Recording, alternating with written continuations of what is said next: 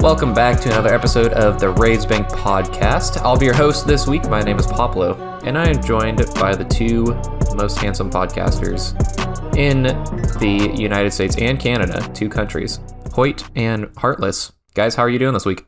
Hey, doing well. Very good, Poplo. Good, glad to hear it. Guys, I'm getting some nice weather this week. It is beautiful outside, so about time. It is a great day to be indoors podcasting with you guys. Get out of the way in the morning. Yeah, that's right. This week, we are going to be talking about the Raids 4 rewards blog that dropped this week. So very exciting stuff. Basically, looking at what we think should come into the game in respect to Raids 4 and having a great discussion around Megarares and other reward spaces. But before we get into that, as normal for the week, guys, what have you been up to? Heartless, maybe you want to start us off this week. Oh, sure. Yeah.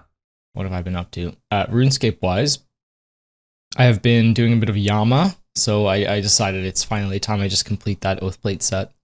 So nice. I mined all those shards this week, and I think I have one shard to go from the boss to complete it. So things are looking up on having basically all the gear I need.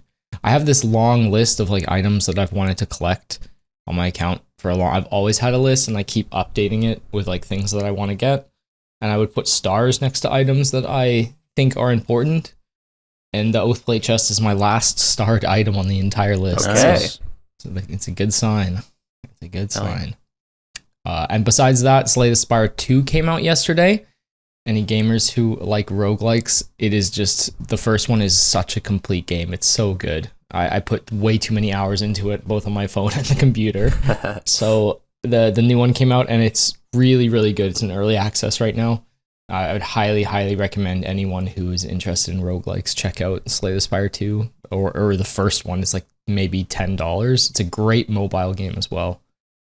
So much depth to it. Is it would highly recommend. Living up to the hype? I feel like it's hard to follow up a game when the first one is like so goated. Bro, it's so good. Hoyt, I'm loving it so far. I haven't seen any other people's opinions on it, but first, the animations are way smoother. The first one's like slightly janky because it was made with like a pretty small dev team, I think.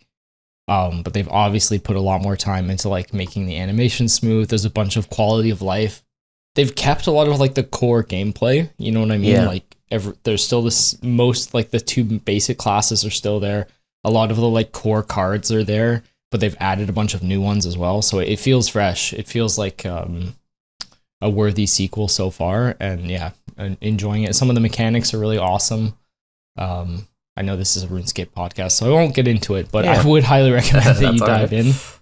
And I've been playing a little bit of Magic the Gathering too. Nice. So nice. I found some IRL friends that are living in town, so we've been going to the store and jamming a little bit. So that was been fun. So that's been my week, pretty chill. What about you guys? That's awesome. I guess it's up to you now, Hoyt. I'm nearing the end of the long, tedious grind I've set on for the completion percent. So that's fun. All right. He keeps teasing us with it. Every week it's just a tease. What is this grind? I can't spoil it. You gotta watch the video. It's Heartless. You can't just ask that. If you look at the list, it sticks out. So it's not too bad, but I'm gonna keep it hidden. But yeah, I can finally do a variety of content very soon. So that'll be good. Maybe once I publish the episode, we'll talk about it. You can finally play the game. Yeah. And then I bought so my nephew is 5, I want to say, and he has this Rubik's Cube he takes around, and he loves the thing. He obviously has no idea how to solve it, but he just likes fidgeting with it, whatever. And I was hanging out with him the other day and playing, with toys with him, and I grabbed the Rubik's Cube, and I just like instantly kind of got like stuck in. I was like, ooh, I always wanted to learn to solve one of these. And I knew my good friend Doormat was like a huge Rubik's Cube goat. They call it Speed Cube. And anyways, my nephew would not let me keep the Rubik's Cube to practice. He was very attached. So I ordered one, and it came on Thursday, and I spent 5 hours learning how to solve it. So oh my goodness. I did get my first solve without using a YouTube video or any guides or any help. And I think it was 5 minutes, 50 seconds. So, nice. That's good. That's it's a solid respectable start. for Yeah, solve. it's a solid start. Solid and PB. I feel like I've gotta gotten. learn that reverse. Gotta learn that reverse Allen as well to get those times. I think up. I've gotten. I've been shaving off a minute every few attempts. I keep doing. So I'm trying to do a few a day, and my goal is just to get sub minute soon. But it's really addicting. Wow. So I didn't expect to get so stuck in on it. Have you seen the YouTube videos, the 2 beers, 2 cigarettes, 2 Rubik's Cubes world record runs? I've seen the thumbnail. I never clicked on it, but I was chuckled. That's I'll awesome. have to do that. I like that. We'll have to do that sometime. But yeah, that's been me. I'm already looking at. I bought like a $13 budget like Moyu cube. It's really good. It's got magnets and stuff. But I'm already looking to get like the Tornado V4 that Matt recommended. It's like $40. I'm already like itching to upgrade, and I'm having a good time. So very nice. There's always a bucket list goal as a kid. I was like, I want to learn to solve one of these. It's like a cool little party trick. But yeah, that's been it for me. It is. I feel like Rubik's Cubes are one of those things that you kind of learn how to do, and then you don't do it for a while, and you forget everything. It's like after. I remember I used to be able to solve one in, I don't know, middle school or something. Ooh, I'll have to keep up with it then. Yeah, you got to keep training it. Okay. So, I guess that brings it to me, unless you have anything else, Hoyt. Nope. What about you? Nice. Guys, I had not had an exciting week as last week. It's too bad. Thank God. I only got 4 pets. No, I'm just kidding. Instead of 5. No. No. Basically just been sailing, doing port tasks, doing soup. I finished the hard achievement diaries on the group iron, so that was pretty fun. We now have like 3 hilts from God Wars as well, and so many Godsword Shard 2s and 3s, but just the elusive Godsword Shard 1. So we've been sending a little bit of God Wars, a little bit of Chambers. Biggest news in the group is my freaking brother. Some of you guys may know of the legend of Caleb Quit. But this guy is the luckiest dude. Some people are gonna just be so mad about this. He got an imbued heart already at like 90 Slayer from an abyssal superior. That's good awesome. for him. I cannot believe it. Like, this man is the luckiest guy alive. Sometimes And it just so be it- You like know what? that. Sometimes the casual gamers just get the big I am fine with it, dude. It benefits all of us. So It can anyways, kind of he's ruin been the game for you, locked. so I don't envy it. Like, if everything you try Ruin the for, game you just plus get 100 mil? spooned, eventually you're like, what? Like, what am I doing? I don't know. You kind of want the chase a little bit, but a little bit for sure. Yeah, but it's kind of as nice a casual. to have you want the money. As a main, I don't think. think so. I think as an Iron Man maybe, but as a main, not so much. but that's why you started your I don't iron know. Heartless. You got a T-bow super early, and you're like, well, now what? Yeah, that was different though. That was a money problem. That was a bit of a different 10x situation. Yeah. The GP. The nice thing about 10x my bank. Yeah, that was the real issue. Yeah, exactly. The nice thing about the iron is there's always something to go for, right? We're never done. True. Like, even if you get an imbued heart, you're still not done. There's still so much to do. Mm-hmm. So, yeah, other than that, that's kind of been mostly what I've been up to this week. So, Nice. I guess, Nice. yeah, I guess we will hop into clan achievements real quick. Guys, Discord link is below. Come hang out in the Discord. Post your achievements. Post your cow pets. We got so many of them this week. No more cow pets. I'm gonna rattle them off. So people that got the beef so far that I have seen: Ryan, Monged Face, Stu, Shivershard, Narad 21, AF Carl, Mandrew, Pump, and Zran. If you also got beef, make sure you post it in there, and maybe we'll do another list shout out next week or something. Not gonna commit to it forever, but anyways, congratulations to those guys. And up next, Dobbles pulled a little Zik pet with his Avernic Defender hilt, so that was pretty cool. Always cool to see like a double drop in the purple chest. I think it was really early too. I think Yeah, it was quite early. I don't know what the it's KC like was. sub 50 or but something.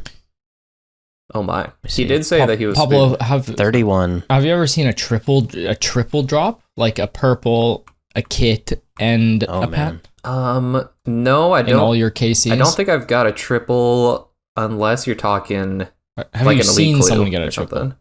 Okay, no. No. I think I've seen. I was gonna say. I don't think I've seen a triple's doubles. pretty implausible. I've seen doubles for kits. Like I've seen some Mhm. people pull 2 kits or a kit and a dust or something. Okay. But I don't think I've ever seen that. I don't think I've ever seen a triple purple. out of a purple chest. Well, that's how he got his Yeah, name. it seems. Doubles. It seems. For the little Zik. Seems in the rare. back. Doubles. Yeah. Doubles. Double O purples. Yes. Spence, by the way, got his Hydra Claw on 442 KC. GZ. So very nice and early. It's a Get good that one. grind out of the way. It's very nice, yes. And Toddy came through with the Hell Puppy on 1414 KC Nice. as well. So a nice, very nice number to end on. Yeah, nice pets. Almost as many as Poplo got last week, Yeah. right? Almost, guys. Yep. Yep. The whole clan versus me in pets. The clan definitely won. Beef helped out a little Missed bit. barely. So Mr. Oblivion. Mr. 5 pets. Let's see. Mr. Coxie Jr. over here. That's right. Speedrunning all pets, dude. Yeah. Join the Discord if you want your shouted out. Also join the in-game clan. We are RaidzBank, RaidzBank. If you're Canadian, or I had to drop that in there. Yeah, but before we get into today's topic of today, you can support us on Patreon for as little as $3 a month. So consider it, or take a quick listen from our sponsors. We'll be right back. All right, welcome back. And we have a few very short game updates, mostly just quality of life. Quick adjustments before the Raids 4 poll and rewards and everything they're thinking there. So you can now store the cow slippers and Brutus slippers in the magic wardrobe in your POH. Thank goodness. I don't like it when they release cool cosmetics and then just expect you to hold them in your bank forever. So I appreciate that as an Iron Man who's, no matter how much space I buy, I'll find a way to fill it, no matter what. Then Brutus is no longer immune to thrall damage, so easy escape again. Apparently you couldn't use thralls. That rings a bell. I didn't try the fight though, but yeah. Didn't have a chance. He just died. I'm guessing the demonic one is what they're talking about, but I think so. maybe not. Skill level up messages now appear, showing what you unlock each level. A little annoying, but also kind of cool. You can right click on the skills icon and clear all, or you can go into your settings and type in level up guide list and turn off the notification. So if you are a gamer on a fresh account, you probably don't need to know what you unlock each level, and it's annoying. So definitely turn that off. For new players, though, I think it's super helpful that, especially like agility shortcuts or just things you never really look for, it's really helpful to know that, oh, it's 63. I get this obscure thing that I remember passing the other day during a quest. So I like it. I will even say, even while I was doing like construction training, I was doing a little bit of mahogany homes on the group iron, and like having it pop up like every level is a little bit annoying when you're just like going for. Yeah. I was just going for 83. I'm nowhere close, but having it pop up every time in the 70s, I did have to turn it off on that. There's some skills that have so much, like construction, you will always get a notification, and then there's some skills like, I don't know, maybe ranged or something, where it'll be every 5 levels. Not so bad, but yeah, it's good for the game. A little annoying. I'm just thankful you can turn it off. But again, it's another setting. At least it doesn't install you now. I still remember dying to 99 defense at Verzik because I melee. Oh yeah, the stall. Oh Yeah, it got stalled. That is really funny. It's a big thing in leagues you gotta turn off. Otherwise, you will just be perma-stalled. Like as you're running, it's like agility level. Or if you're like AFKing for 25 minutes at like fishing or something, yeah, you gotta turn it off. Little do you know you've been standing there for 18 minutes. Very good. Premier membership is now being renamed to 12-month subscription. I have some bad feelings towards this because I always look for the negative in things. I'm a RuneScape player, and I feel like they're trying to squirm out of any promised Premier reward stuff. It's like, this isn't Premier anymore. It's 12 months, so that doesn't apply. Yeah, I agree. I honestly agree with you, Hoyt. I've been getting the Premier membership with bonds for the last 4 years, and you get a discount for buying like really, I think it's 20 bonds instead of 26 or something. So it's a good deal if you're like buying, with bonds especially, but I don't know. There's Hoyt's spider senses are tingling. Yeah, tingling. My inner MBA business side of my brain is like, I know what you're doing. I work in marketing. I can tell something screwy's going on, because you don't just do that for no reason. It's not like they're just like, you guys don't really like the name Premier, do you?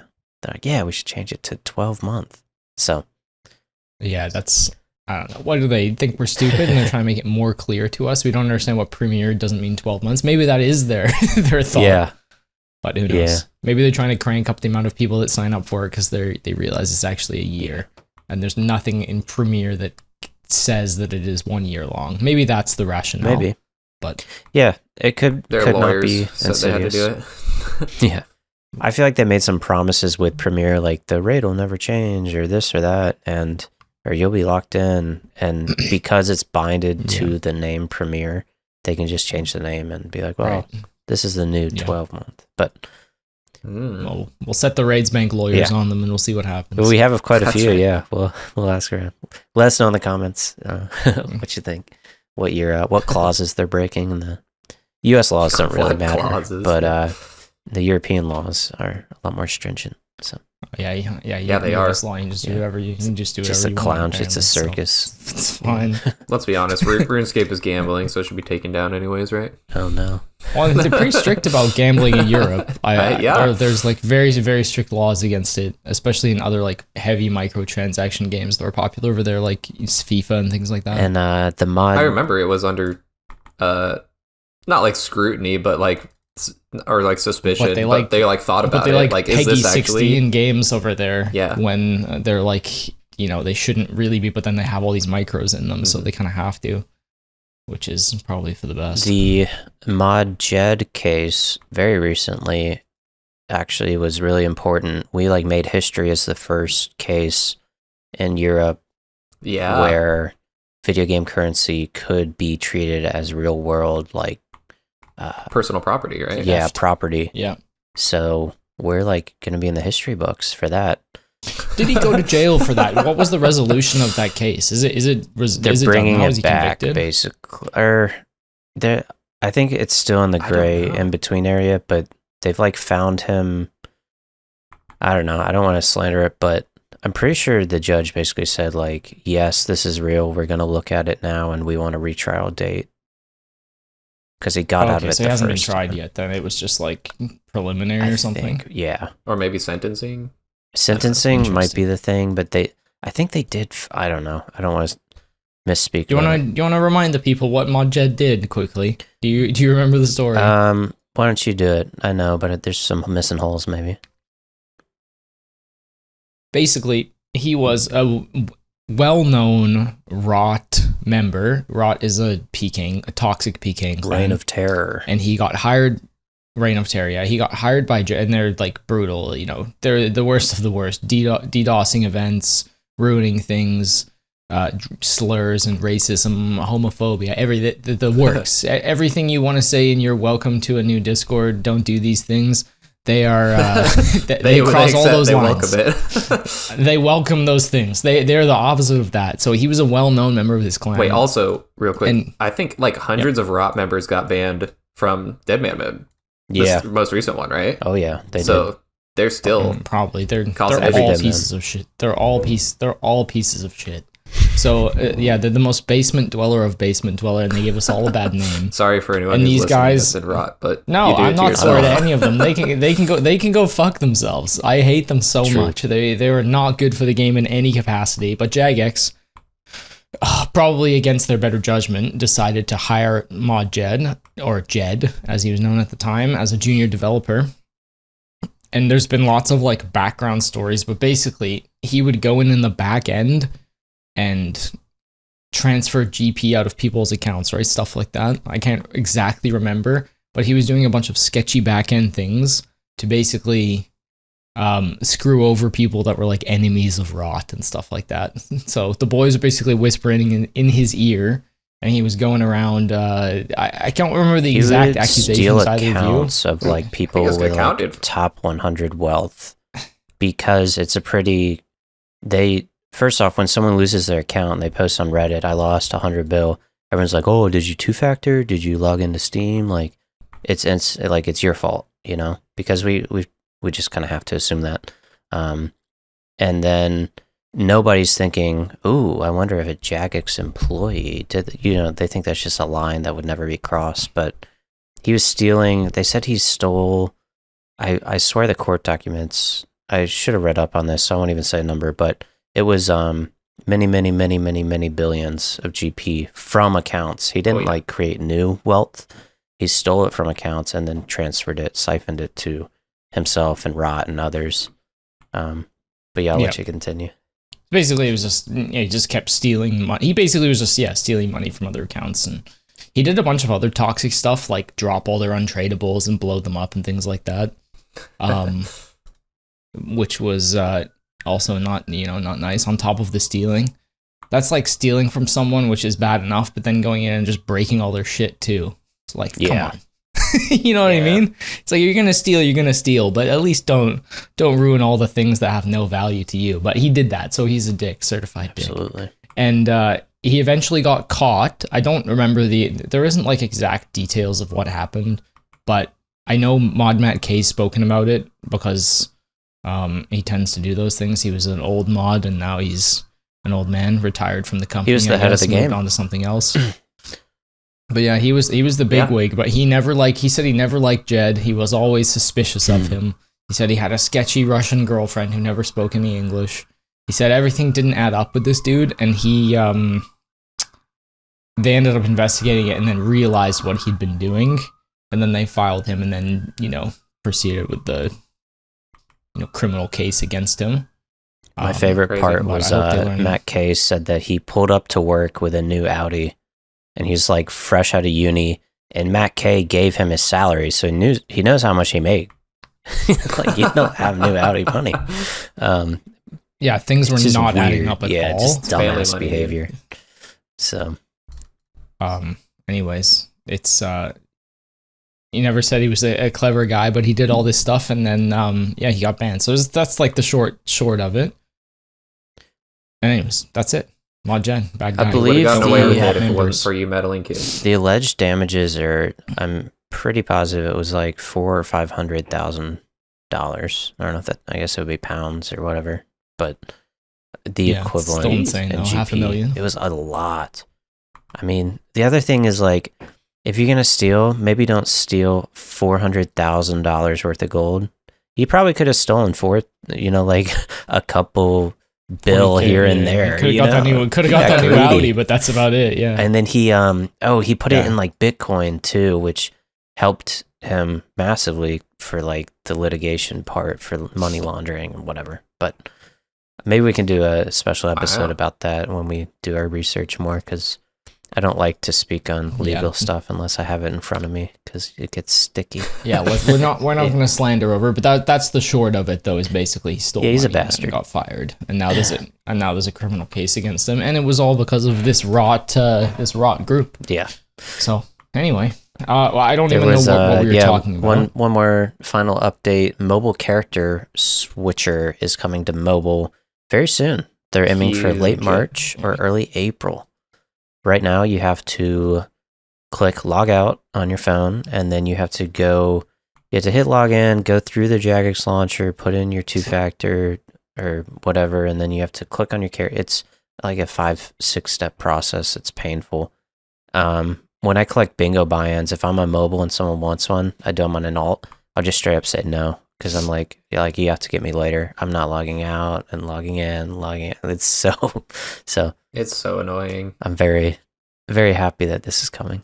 That was like the number one thing. There was like a survey about that. Yeah. And one of the questions was like, how easy is it to switch between accounts on mobile? Oh, and yeah. I voted the worst possible response. I remember that. Yeah. Awful. Yeah. So Might that have was been it end of the year or for something, but- the quick game updates and a little tangent. Heartless, you want to tell us about the meat of today's episode, the Fractured Archive Rewards Primer? So we're gonna dive into the Fractured Archive. They dropped a blog. I guess it was Be Wednesday, right?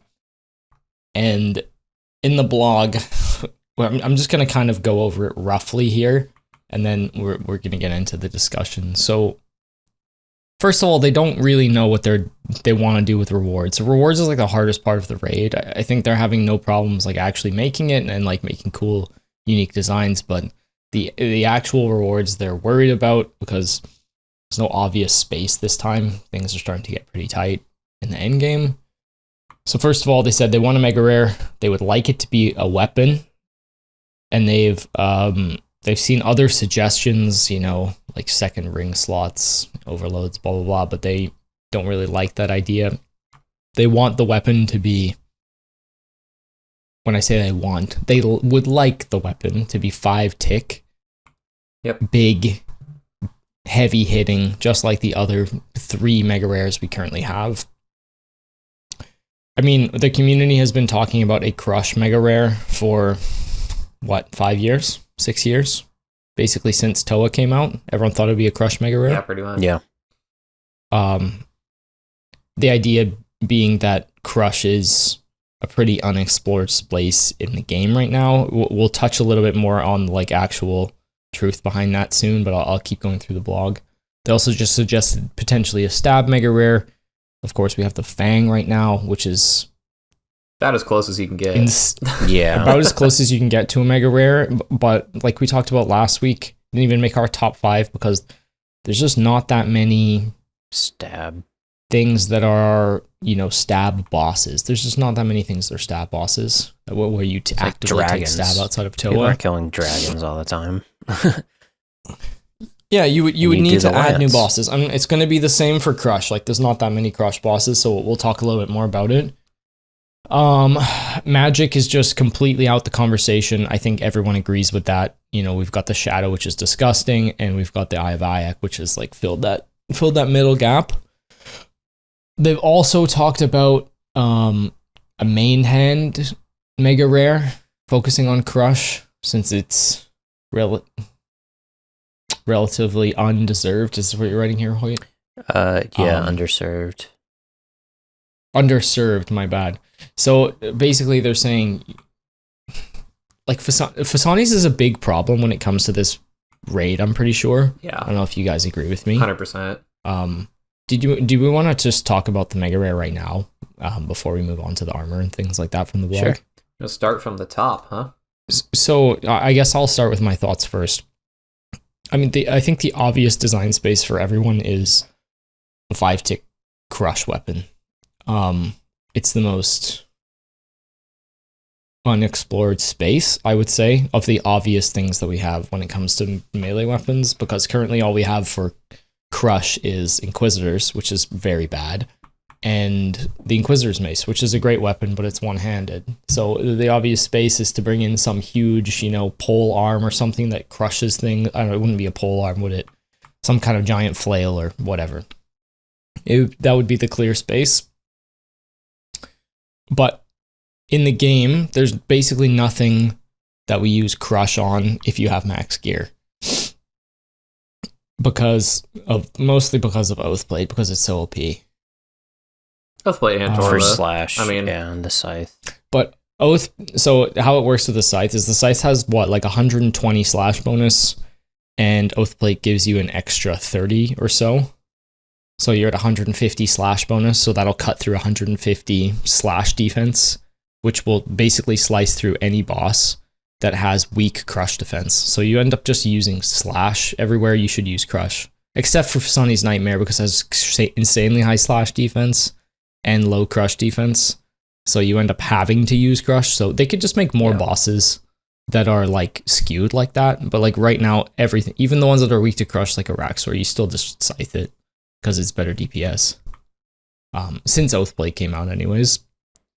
So I think if they want to go in this Crush direction, they're going to have to make more bosses that are actually weak to Crush, where it would be best in slot, because currently, if they released a 5-tick Crush weapon, you would probably only use it at Nightmare. Honestly, I don't think you would even use it at Araxor, because the Scythe would just be better, most likely, depending on the stats of the Crush, of course. But because you could pair it with the stronger Oathplate versus the weaker Inquisitors, Scythe would still just be better. And Scythe on Crush gives plus 30, so it's actually pretty shit at crushing things that have high defense. But if it has low Crush defense, then the Scythe is obviously fine. But if it has high Crush defense, then it's a bit of a different story. Anyways, the point being, they also mention this in the blog, like if we add in a Crush 5-tick Mega Rare, which seems to be at this point the most likely, they will add more Crush bosses, and you would assume that it would work very well in the raid, and they would make it so that the Scythe and the other Mega Rares aren't as strong in the raid. So I think that's like the big picture here. Do you want to take over, Hoyt, with your thoughts? Yeah, and I think Maggot King will be a Crush boss. Yeah, I think you're probably right. So, yeah, should we go ahead and like do our ideas? Well, does Poplo, do you have any more thoughts that you want to add to like the thing? Yeah, please do, because it seems to be the hot topic right now. Yeah, I think like okay, just full transparency. This is the hardest part for me when I was coming up with our reward pitches, was coming up with a Mega Rare. And yeah, I think Crush Mega Rare is probably like the main idea right now. However, I think that the Scythe poses a huge problem with this, because the only places, kind of like what you said, that it's going to be good at is bosses that have high Crush defense, which is Fosanis, basically. Anywhere that, like, otherwise, if you're bringing this somewhere, it's really going to overpower or overshadow the Scythe, I think, in a lot of places, which is a little bit disappointing, like when it steps on another Mega Rare's toes, because, like, if you're looking at 0 defense monsters, say like in Theater of Blood, right? Scythe is obviously going to be best at 0 defense monsters. So you can't make this Crush Mega Rare so good that it overpowers the Scythe in those situations. Because otherwise, Scythe is literally just going to be dead content, except for bosses that have high slash defense, which it's not a ton either. So, I think that they've kind of painted themselves into a corner, unfortunately, because the more that I think about it, of where I would use a Crush Mega Rare, Scythe is just gonna be better, unless they just make the Crush Mega Rare so good that it replaces the Scythe. Like, the only other option, like you said, the only other option is for them to release more bosses that have high Crush defense and... No, low Crush defense. Sorry, low Crush defense and high slash defense, and then like no way to and high defense as well, because there's like 3 defense rolls. Yeah, right. And there's so a minion has like a defense. Sorry, Poplo. It has like a defense level, like 100, 150, 0, whatever it is, and then it has a specific style defense, which is like, think of it as like its armor. So the first one is like the accuracy check. And then it's also, I'm pretty sure it's also combined then into, it also is then rolled against the specific style of defense. So they combine together to give you the accuracy. Yeah, but... So I think for the Crush Mega Rare to be good, it would specifically need to be high defense, but low Crush defense. Yes. If you get what I mean. Yeah, but then, I mean, you're still running into the issue of rolling against its defense, and so you would want to use defense reducing specs, right? And then you're still, Scythe is still going to be better. Exactly. So you kind of stuck in a place where it's either going to be useless or just completely, it's basically not going to be as useful as you think it is. It's going to overpower the Scythe. Like if it just becomes the best at low defense, like 0 defense monsters, then like it's overpowered the scythe, and it I think is overstepping its bounds for what they're trying to make it do.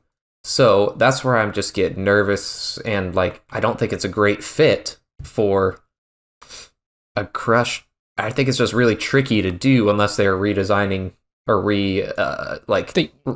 introducing a bunch of new bosses that have very specific defense styles. But they kind of are, right? It. So you could They're make it from to. the raid.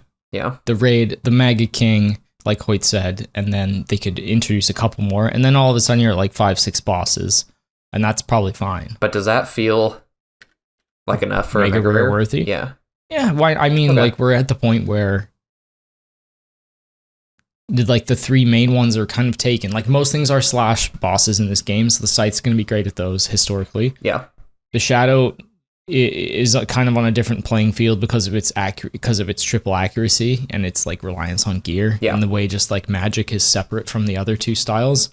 And then the T-bow is just the best of the 3 and will always be, no matter what they make, because of the way it scales with magic defense. Well, so, and they've kind of designed around that a little bit too, to where they like they can lower some bosses' base defense and stuff, and they kind of talked about that too when Toa was coming out, of how going for I guess when I think about that, it's very similar, because when Toa was coming out and they're talking about the Shadow coming in and where the T-bow sat, they're like, okay, yeah, we can kind of play around the T-bow by adjusting monsters' stats, like weaknesses, magic levels, whatever. They can kind of adjust those to fit like where we want the Shadow to be good, and we don't want the T-bow to be as like overpowering the Shadow completely going forward.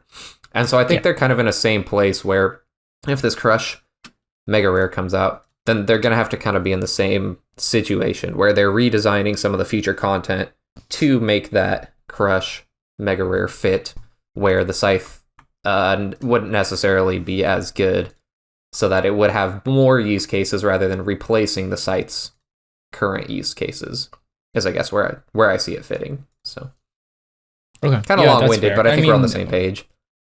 Hoyt, what do you think about the option of potentially a mini project rebalance to like fit something in? I don't know. I feel bad for them because they did back themselves in a corner. I think, of course, I watched No Monkey. It's just tough, right? Talk about this. It's tough. Yeah, and he brought up a very good point, which was I've never used a scythe besides like leagues, so I don't know. But you guys never use Crush on your scythe, right? Yeah. Is there ever a time you can think of that you use Crush? Because even for Araxor, you use Slash, right? Because of no, you do Crush. Oathplate. Is that pre-Oathplate? But I don't know. Actually. Basically, No Monkey was saying that was pre-Oathplate, because like a lot of people like me just assume you're comparing it to the Scythe with Crush, but even with the Slayer Helm Full Inquisitor, Scythe with Crush is just straight up worse than just doing Oathplate with Scythe on Slash. And it's because of the accuracy bonuses, right? It's at like 150-ish versus like the Scythe plus Inquisitors, which will give you like 50. So the discrepancy has to be like over 100 or 120 or something like that in the defenses for it to actually matter. And there's just no bosses that fit that bill except what Fasani's maybe. Yeah, and I think to answer your question about like a whole rebalance, I think it's a really bad idea. It could be necessary, but I think that is such a heavy-handed approach of like, we need a Mega Rare, so we're going to change the entire game to facilitate it is forced, that. Yeah. You're right. But it could be necessary, but man, it would just be... Imagine like watching some noob watching a guide and not realizing this was pre-Raids 4 and none of the guide matters because now it has insane defense to this or that. Like, oh man, it just sounds really rough. I don't know. Yeah, and they're just, at that point, they're just making it fit just to make it fit. For the sake of it. They're like, yeah, we need more use cases, so we're just going to change all the monster stats and just make it fit. So I think, yeah, if I can say one more thing before we move on, I think Fasani's Nightmare is a very problematic boss in this game. Mm-hmm. and it's been a thorn in their side development-wise for a long time. Yep. I know we laugh about The it gift because that it's like keeps on it is giving. true. Yeah, it's always. But True. it's got what a full armor set, a crazy weapon, the nightmare staff, the triple orbit. The drop table is bloated. The fight is excellent but too long, and they've come up with solutions for that to help, which have definitely helped. But it's kind of put them into a place where if they decide to go down this crush route, they're basically going to make that boss irrelevant, which I'm fine with, and I think that's ultimately what they should do, is just basically open the coffin and throw Fasani's Nightmare in it, because that's basically that's where it belongs, sadly. Okay, however, sorry, real quick. I think that it would, with the caveat that this would be really good with Inquisitors. So I think Inquisitors are the Crush Mega Rare. Yes, but... So I think there's still a fit for Fasani's, but... Sorry, you can continue. Sorry, I didn't mean to. I just no, it's all good. That's all I said. I think like we're probably at a time where we can get a better version of Inquisitors, anyways, and that's going to be part of my pitch. So okay, yeah, it's time to kick it into the well. I agree with that. See ya. Though I love the fight. Like I do love the fight, and I think it's a very fun boss, and I'm sure a lot of endgame players agree. But it's tedious, and I mean the 3 phases is made a lot better. But anyways, let's move on. Should we talk about our pitches quickly for what we think a Mega Rare could come into the game as? Let's do it. Hoyt, do you want to start us off? Yeah. So I was really just trying to like visualize something that would be cool. I really wanted a sword, and then I'm like, well, this is Crush. It's gotta be like a Crush type weapon, but I was really like, I was looking at the Third Age longsword, and I was like, man, we need like something like this, like a proper, another fucking slash like weapon, a proper sword. So I didn't go with that, of course. My weapon is called the Tainted Mace of Saradomin. It is a flanged. Dang, it has a name mace. And everything. Yeah, it's a flanged mace, and if you Google that, don't do it while you're driving. You'll see the look, and I'll describe it for our audio friends. It's like, it's usually got like 4 or 6 spikes, but they're like almost razor blades in the shape of like a triangle at the end of the mace. So instead of like a bulky thing, it's got like basically like 4 razor blade triangular, a cap to it. So that is kind of the look, and then it has a cool special effect. So it'll glow like black, and every last hit that you do on an enemy that kills them, the glow will increase to a max of 5. So you kind of have like a Soul Reaper Axe thing going here, but the blackness grows up to 5, so you could kill 5 mice, put it in your inventory, and there's no time restraints. There is no unequip restraints. It keeps the 5 stacks until you unleash it. So it can be another orb. Probably not special attack would be good. Maybe it has a spec attack orb, but it's like 0%. You just need 5 stacks. And you just do like a devastating blow. So the other thing I was thinking of is I disagree with the 5-tick if it's going to be one-handed. I think we have a problem where Mega Rares are 5-tick, and 5-tick is easier to use because it is, not in every scenario, but generally it's easier to use because you have like more time to fill in between, and you have fewer ticks to miss, I guess, is like, I don't know how to phrase it, but a 4-tick weapon is harder to use than 5 because you have to make sure you're attacking every 4 ticks. Right, so conceptually, for the newer players, that's kind of how it works. 5 ticks are also easier to use, and it's a Mega Rare, so I think you're like double dipping. Yeah. It would be cool if this was like a 3-tick weapon, so you could use it at like Nilo's, and then you could also preload it for a raid, so that you go into the raid with your 5 stacks of damage, and you can hit a boss, and then in between, you could whatever. But this would also like just be good with 0 stacks as a main hand weapon with your Avernic, of course. That's the idea. So the 3-tick thing I kind of came up with at the end. It could be 5, but I really just like the idea of like building these stacks up and increasing the the Tainted Mace. So it's like corrupted and evil and whatever, but it should be Saradomin, so holy, so it's kind of like the opposite of that. So that's my pitch. I think that's pretty cool. Like Soul Reaper-esque, but you're not getting punished, like losing hit points to use it. You're becoming more powerful as you use it. So I like that, because cool. Soul Reaper is not fun to use. Don't like that. And you want a Mega Rare to be fun to use. Definitely. And you could be strategic. And you want to I don't want to use power, my stacks. right? The boss is almost dead. I'm gonna save it for the next boss or something. I like that. Yeah. Who's up next? Poplo, what are you thinking? Okay. It's actually kind of funny because my thoughts were very similar to what Hoyt's was.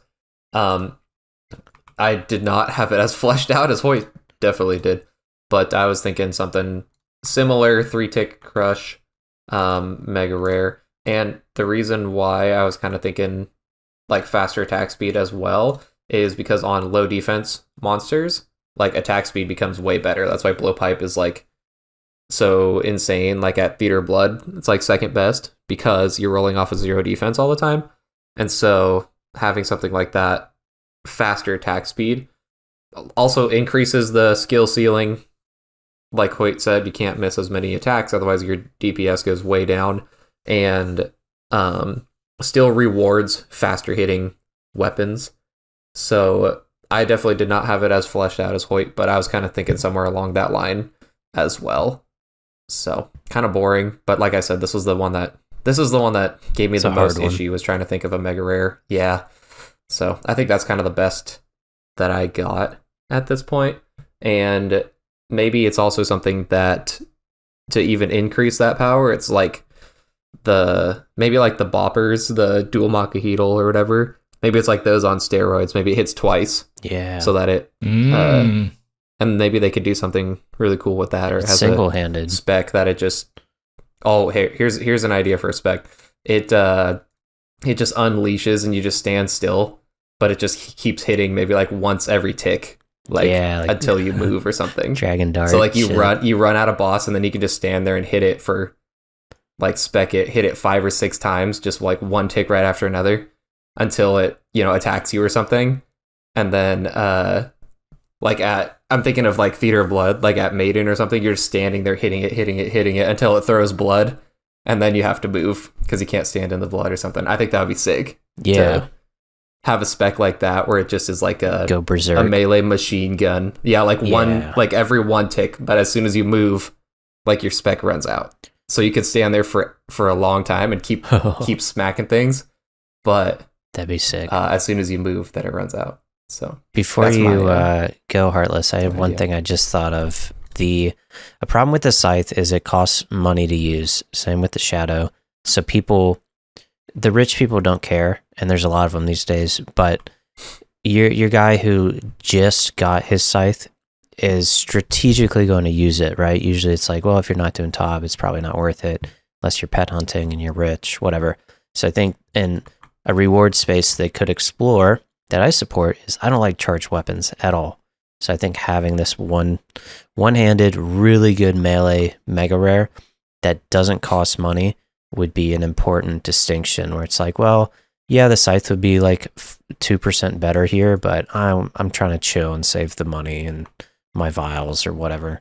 I don't think people save vials, but I think it's important. Yeah. But I think that makes a lot of sense on an Iron Man account. If you're a main, I'm just gonna say it right now, get over that mindset, because you're killing more bosses an hour, so your GP per hour goes up. So use the scythe if you're a main. Just pay for it if you can. Yeah, the math usually. Don't try to save on a main. Works out. The math usually pencils out. Yeah. So. Okay. That makes a lot of sense. Some good pitches, boys.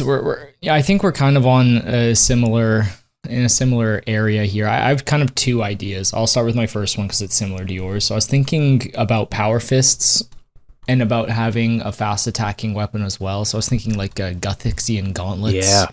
So some kind of 2 hitting weapons. So the first punch being, I mean, it's a different style for RuneScape. It'd be a different look, but the first punch being a really strong hit, and then the secondary one could be This is where we could be creative with it. Like the second hit could roll against magic damage. We could have a bunch of different things because they could be obviously they're a mega rare gauntlet. So I was thinking something like that. I don't have any specifics. Yeah, like a monk. That's, I like that. Imagine how badass yeah, it kind of would like be. a monk. So I've thought about wraps, but like either like where you like wrap your hands and then you're like boxing and stuff. But doesn't really feel mega rare. But like some kind of glowing gauntlet would. But what if one of them was like red because it's like the crush, the hitting really hard, and then the secondary one is some kind of different type of damage. I thought that would just be an interesting way to approach the problem. I know I've been playing a lot of Valheim over the last year. They have this weapon called the Mist Walker, which is pretty sweet. It basically deals 3 different types of damage, and it slows, or I guess it doesn't slow, but there are weapons that deal multiple types of damage, like Spirit that can't be blocked, and then it will like slow creatures as well. So I think there is room to play with debuffs as well on these. I think that's cool. On this mega rare. Yeah. Imagine if you could slow enemies' movement speeds by like 25%. I think that'd be pretty Hell sweet. yeah.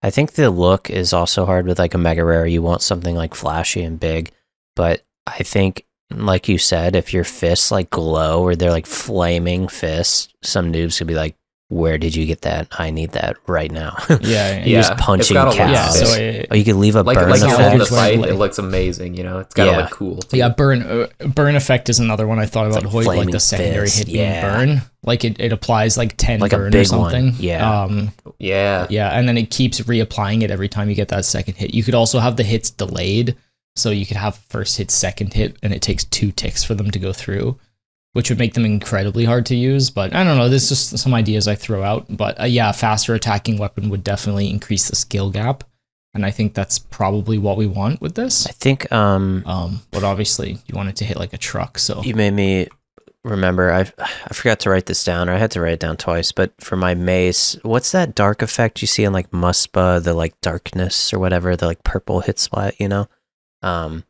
It would be cool for like the mace I designed to like leave some sort of damage over time effect. I think is really unexplored in RuneScape, and the Atlatl introduced it a bit more as like mainstream, but I think we need to play into.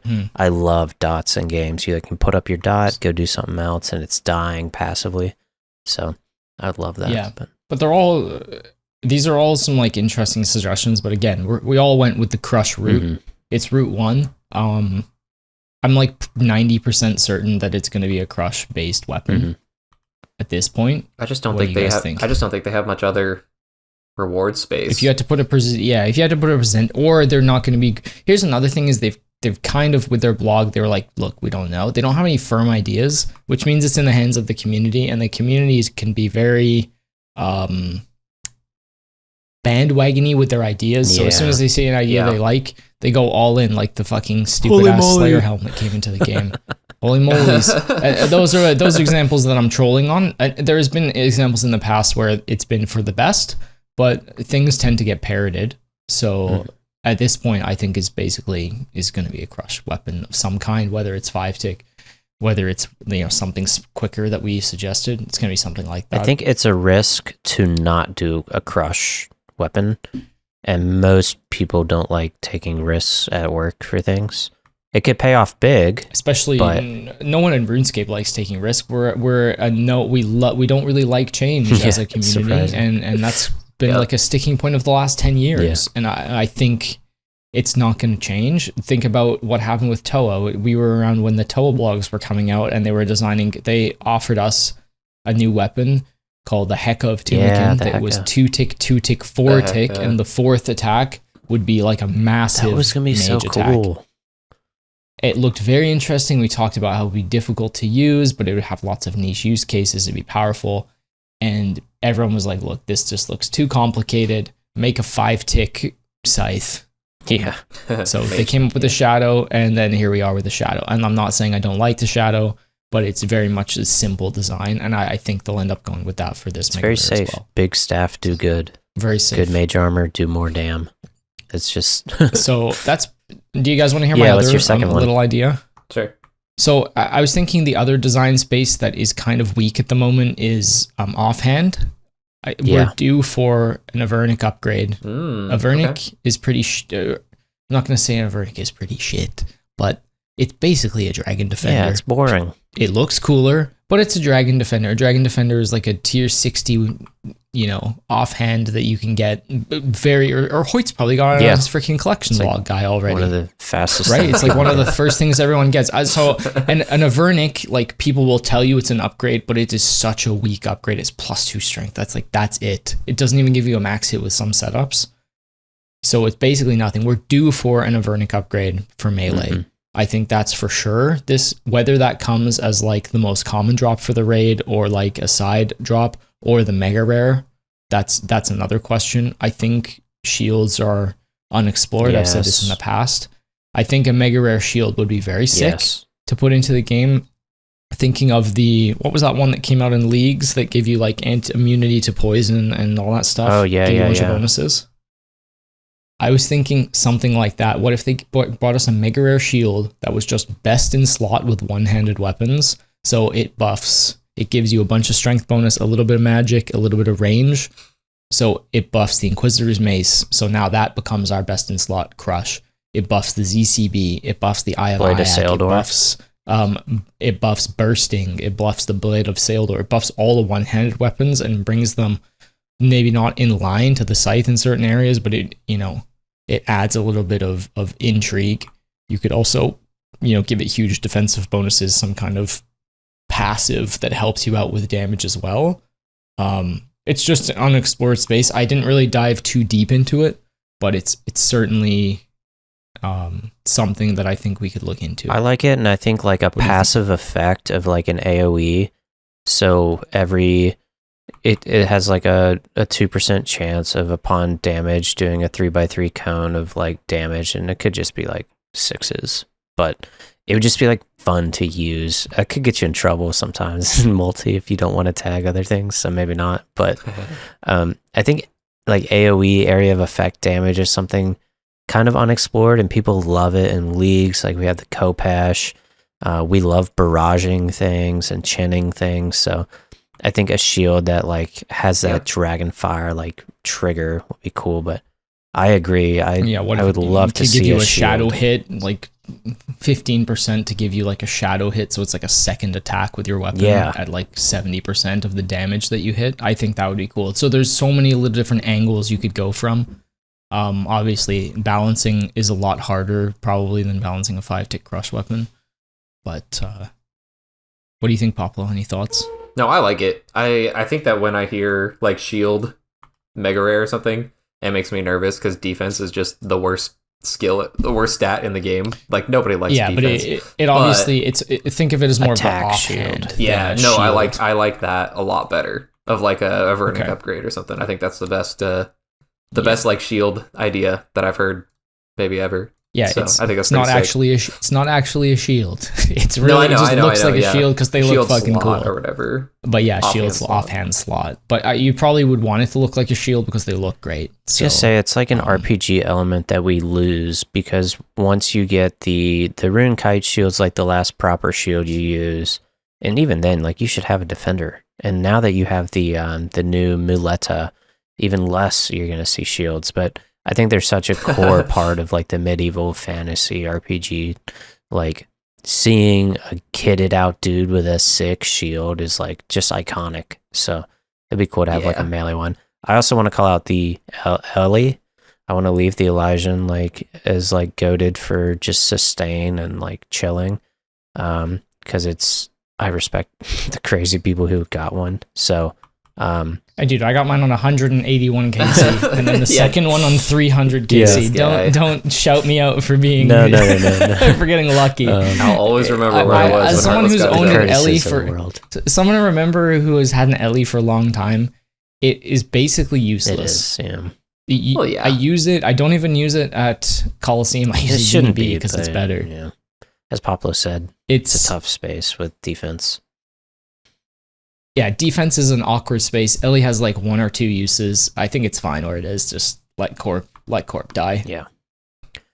The other thing is like this mega rare shield would kill off Corp basically because the current only thing that you go for. Obviously, Ellie is like a bank standing kind of like sweet item that obviously Iron Man and like mains want for like niche things, but the arcane is really why you're there.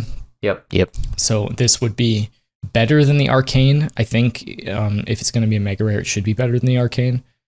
But again, you could make it 4% magic damage, I guess, but then it seems kind of bad. I see this as like strictly melee offhand. Looks like a shield, but it's really just a melee. It's like has pretty shitty defensive values. It's just for the passive effect. So for the melee, some strength. Yeah. You could give it like maybe plus 4% magic. Yeah, so it's not terrible. The Arcane is still good, but it's still, second best. And then give it range as well. I don't know. Well, or you could just make it a melee one. There's lots of choices.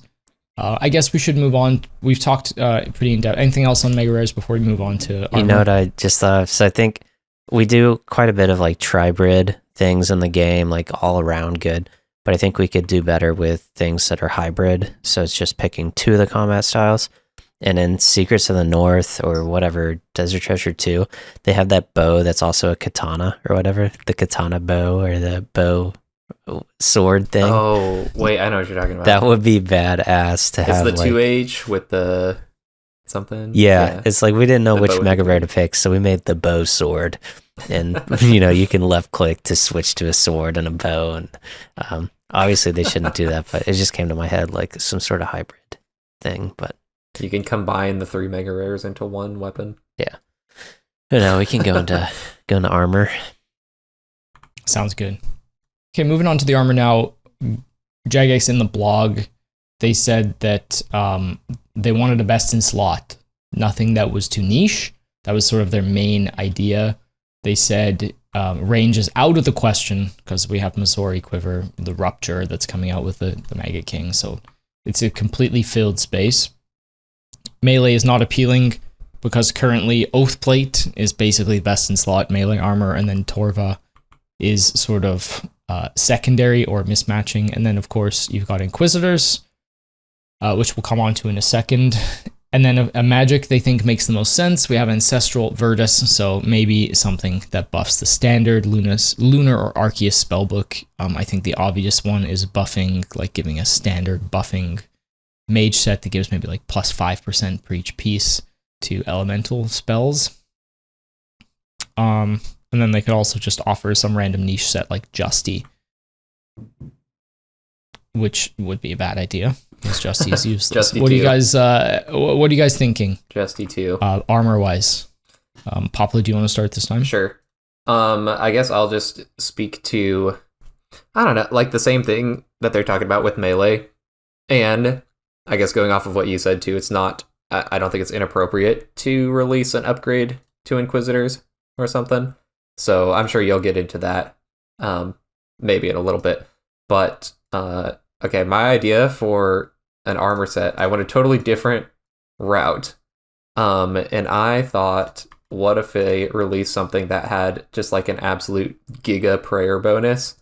And maybe even when you're wearing the full set, like your overheads don't drain prayer or something. Like you could have like infinite overheads or like infinite something. Like when you get the full set, just make it like, I don't know, like giga prayer bonus. I thought that'd be kind of sick. So then like if you get this like early or something, you could do AFK Slayer for forever, or just anytime you use it, you're only draining prayer from your piety or whatever else. And they could even tie that into like a crush armor, but give it also like giga prayer bonus. I think that'd be kind of sick. And maybe do something with that of like overheads or something doesn't drain prayer. Just make it like super busted. What do you think? What do you think, Hoyt? I don't know. I worry. Big prayer guy. I like the prayer gear. I'm a big like AFK handy, so like a good Slayer task with a bunch of prayer and set protect from melee, walk away, auto retaliate. But also it would have stats. It's not just like Proselyte where it's no strength. Yeah, bonus you're saying it would be like plus 4 it, strength bonus with crazy prayer. Yeah, like it actually gives melee stats or something. Like maybe it gives a bunch of crush accuracy too. Maybe not as much strength or something, but it gives a bunch of, it gives strength but not a ton of accuracy. Is what I'm saying. I like it because and it also is like giga prayer. Yeah, the sweats. People who want to play actively are going to bring a set with better DPS.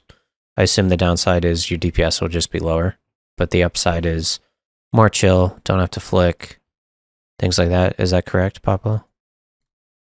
Yeah. Yeah. Or just like even when you're PVMing, like you're not losing prayer to your overheads. Like you're so like what if you're flicking on piety or something, you like never even need to bring prayer potions because it's like never gonna drain. It sounds like you have more inventory space because it's never gonna busted drain as hell. your prayer. But it sounds what? Sounds busted as hell. But if the downside kind of is that because if you're thinking like math, if like the GP per hour saved by not using supplies versus the slower kills, if it balances out that you should just use, full Torva or a plate with Scythe and get faster kills to make your money back, I like that. But if it's just straight up, obviously it's just not going to be straight up better in every regard. So I support that. I like trade-offs in this game. I'm a fan of trade-offs. So unless I'm misunderstanding it. No, I looked into prayer as well as like a potential, but ended up it's just this kind of like unexplored space, right? What if they could add some kind of like new stat like prayer regeneration that like regens our prayer? I know we have those potions that do it and they're really strong, but what if there was like an armor set or like a blessing that did that? That would be kind of cool design space. I think the problem is I think that they have to make it super busted for prayer in order to make it fit for something. Yeah. So. But then like that would just invalidate Inferno because you could just, have an infinite source of prayer basically. I'm in. So it obviously but maybe it'd be terrible for range and mage. Yeah.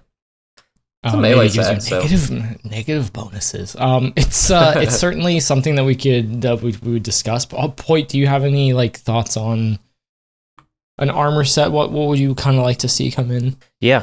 Pablo, did you have more than one idea, or is that it? I do have another armor set, but let's go around. Why don't you guys do another one, and then I'll throw out my second one, which is a totally different idea. Yeah. So initially, I was trying to like visualize it, and I was like, "Oh, a Fremenic theme would be sick." Everyone likes the Fremenics; their visuals, and you talk about Valheim and stuff. Like, it's just cool. But the Fremenics are heavily associated with the Lunar Spellbook, and like they hate the Lunar Spellbook. But I think like there's like one Fremenic who like does. They hate magic, I know, in lore, but like one of them like founded. I don't know the lore, but they're related loosely. However, Lunars has no combat. As far as I know, there's not a single combat spell in Lunars. That's the whole point. And I scroll through here. It's like it's bake pie, fletch strings, vengeance. Yeah, that's a good point. So maybe a set that helps vengeance like be really busted, or energy transfers in there too. That could be cool. Whatever. But so I moved past that. But I was thinking while we were talking, what if there's a set that unlocks like one or two spells, kind of like how Ivan's Blast gets unlocked with a staff. Otherwise, you can't. I don't think it's even. Oh, it is on the spellbook. Okay. Well, maybe this is similar to Ivan's Blast, but requires these 3 pieces. And now Lunars has like a super good combat style. That's not what I ended up going with, but I'll throw it out there. My actual idea are called the Vestments of Hazel. So Hazel is from like Hazel's cult. Dude, you got the names and everything. Yeah. That's I love it. Vestments of Hazel, and if you Google Hazel, you'll see who I'm talking about. He's the skeleton with black and red robes. In the early quests, he's like not wearing a shirt, so he's just got like the Zamorak icon. He's got red horns with like a red triangle. And he returns in Desert Treasure 2 or Secrets of the North, and he's like resurrected. So he's alive and about. Basically, we get his vestments. I try to stick with the God Wars theme too, or the God theme. So the Mace was Sarah, this is Zami. And I want to go with the elemental weakness thing they talked about. Big fan. I think that's smart. I also thought it was cool. They mentioned in the blog that Ancients is already covered by Virtus, which I didn't even think of, but it's very true. We already have an Ancient set. It's Virtus, and it's really good. So this would be the standard spellbook set. It's got some really cool passives. So it's going to buff your surge spells, which are the Wrath Rune spells starting at level 81 to 95. I think Wrath runes need some love. You guys know I like the Wrath runes. But yes, it could just be a generic all spells buff. I thought it would be cool to show the Wrath runes some love and give people more incentive to get them an Iron Man's to craft or kill Vorkath for them, but that could be toxic. Moving forward, though, it would have... It's definitely a Hoyt reward. Yeah. Forcing people to make Wrath runes. Rewards 95 rune crafting. Yeah. It would have two really cool effects. The first one is at level 66, you unlock a spell called Vulnerability. And I don't think anyone's ever cast this besides for splashing or something. Vulnerability decreases the target's defense by 10%. I would say with the set on, that changes to 35% defense reduction, so an alternate to the Elder Maul. Because we've kind of established that defense reduction should be more accessible and less used when they buffed the Elder Maul and lowered the Warhammer's drop rate. So yeah, the first effect would be basically a Warhammer spec or an Elder Maul spec. We could do 30% so the Elder Maul still has a place, but you wear this, you can cast that spell, and maybe if they have low magic defense, high other things, you do this. Maybe it saves you a spot, whatever. The second one is at level 80, you have a spell called Stun. Again, I don't think anyone has ever casted this. It's really weird. It reduces opponent's attack by 10%. Okay? Now, with the set on, this using stun would actually stun the enemy for 5 ticks, just like a D-Spear, with diminishing returns. So the second time you do it, maybe it's only 3 ticks. The third time you do it, 2 ticks, and then that's it within a time frame. So I think being able to stun things without being on Ancients, or just stunning them like strategically to keep them in an area while you pull other things, I just think it's more reward space we haven't seen. So yeah, that's my pitch. Oh, wait. I want to talk about the look. I'm really set on this. The helmet is invisible, but it adds red horns and the red triangle to your character's head. I think that would be a sick like helmet. a Halo kind of thing? Yeah, exactly. Like a Halo, but it adds the horns. I like the halos look really cool. And then the top and bottom would just look like Hazel. It would probably just be black and red robes with Samrock on them. Just looks sick. So that's my pitch. That's sick. I think that's pretty cool. I like it. I think that that could have some use cases like inside the raid too for people who are on. If you require standard spellbook, then maybe they could put something in there too for casting those spells on something. Yeah, and it would really benefit you having the robes on too in the raid. Yeah, Ice Demon, just anywhere. Having a mage defense reduction sounds pretty cool too. I agree. I was also thinking about that, Hoyt, so that was a good call. Hell yeah. Like not just dominated by Elder Maul, but now you actually have a reason to cast those spells. Yeah, and Elder Maul is going to be one inventory spot. This will be 3 or 4, so there will be advantages to just taking the Elder Maul, but there's options where you don't want to do that. Or maybe you can't even reach it to hit it, like, I don't know, Zulrah. Can you do that? No, Zulrah you can melee. Oh no, you can Chally Zulrah, but yeah. All right, and you ready for me? Yep. Mine's is about as route 1 as you can go. Okay. I have decided to. I haven't named it, so sorry for you lore nerds nerds with a name out there. right now on the spot. No names on the spot. I can't do that. I was thinking just a very simple, upgraded Crush armor set that requires 30 defense to wear, and that is slightly stronger, like rune defense armor. So currently Inquisitors is +4 strength on the helmet, +6 strength on the chest plate, and +4 on the leg, +2 on the legs. So I was thinking make it like Oathplate, but for Crush. +2 helmet, +6 plate, +4 leg. So basically 2 over. I missaid that. I think Inquisitors is only +4 on the chest. But basically make it a 2 strength bonus better on each. So it's stronger than Inquisitors. But it requires like, I don't know, level 30 or 40 defense to wear. Make it like rune armor. And then you can fortify it with Justiciar.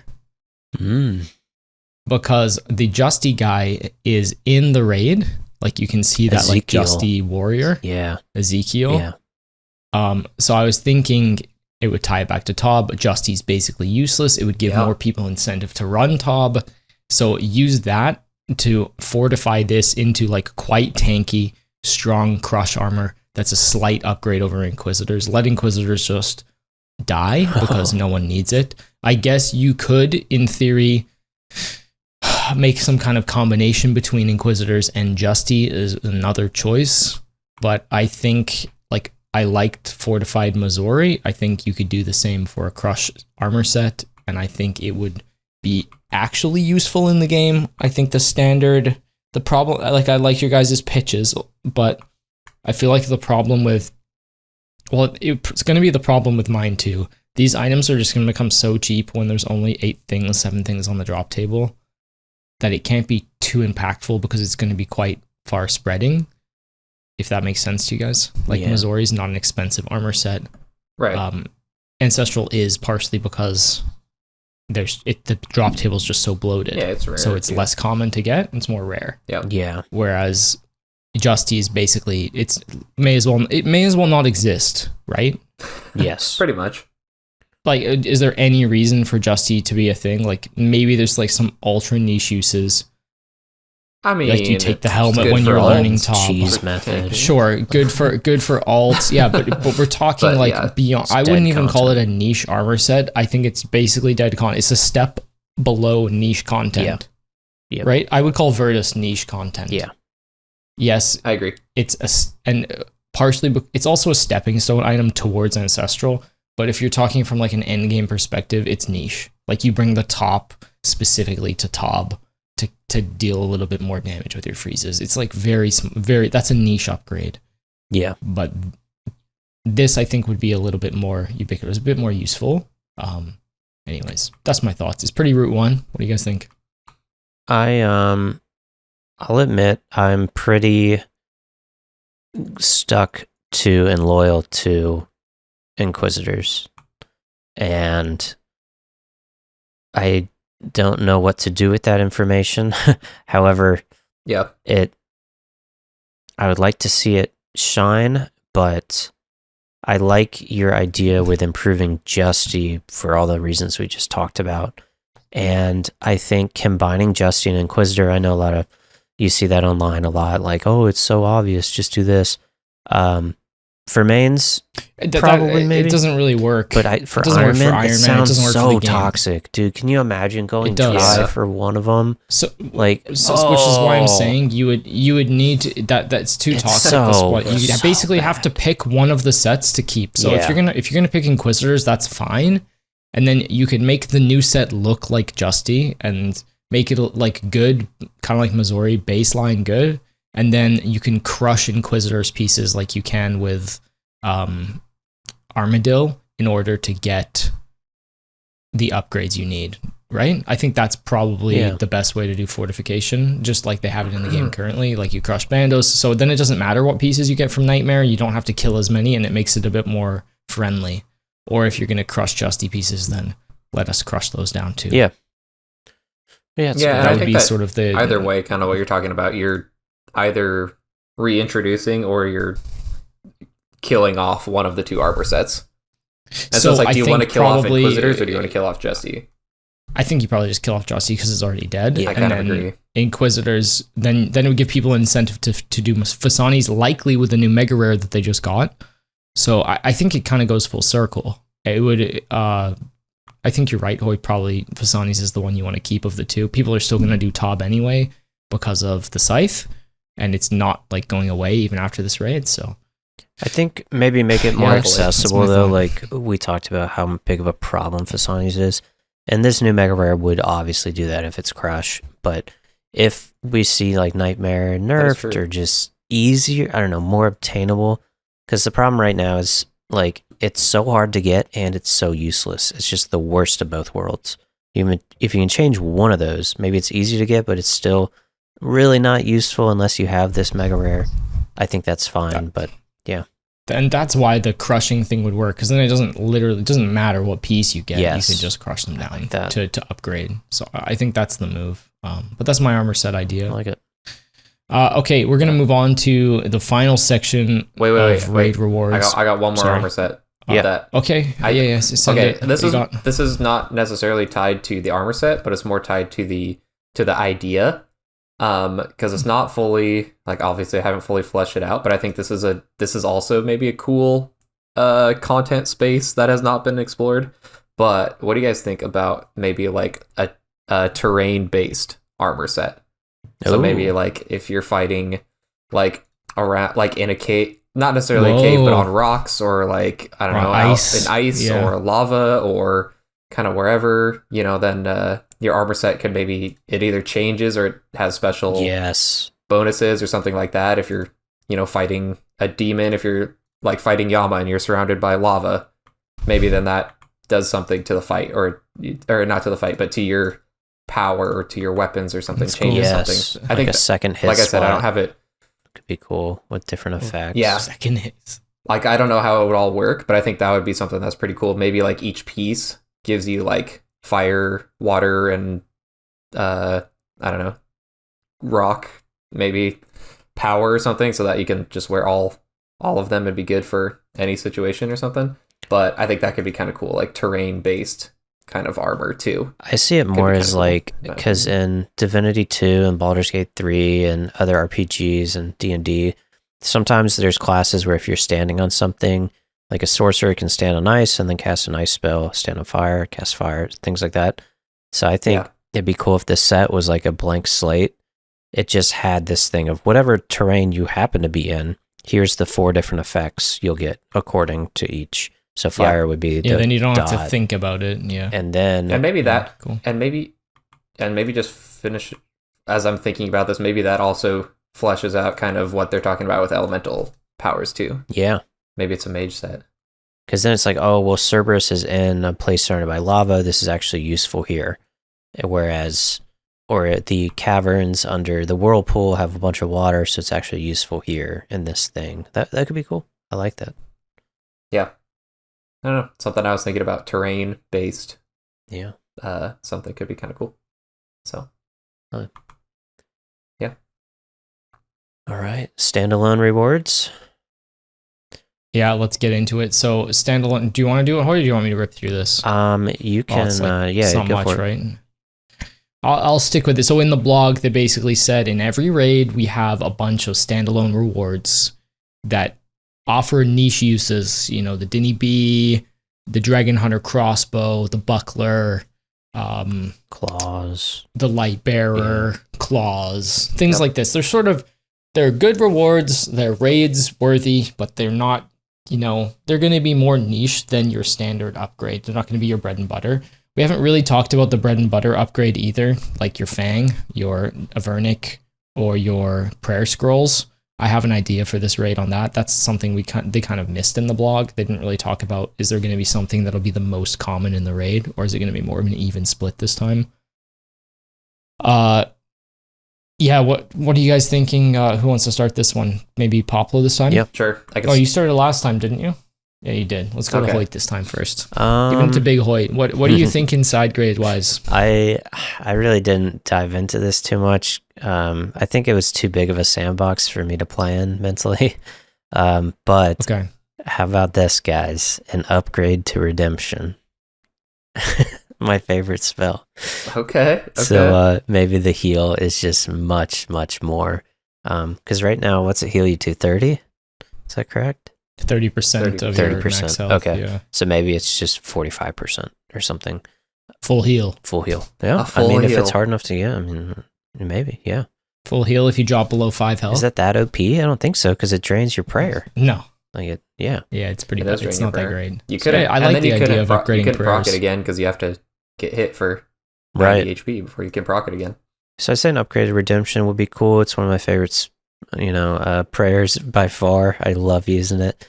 And past that, I was thinking a fun meme would be protect item, but it's 2 extra items if you die. Protect items. I was just thinking about that actually. Oh my gosh, really? That's so But funny. I think that would Really? mean PKers also bring more. I don't know.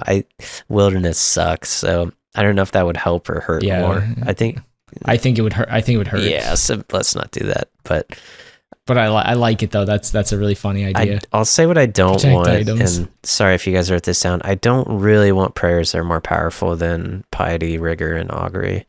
But I agree with you. that's just me. Ooh, And disagree.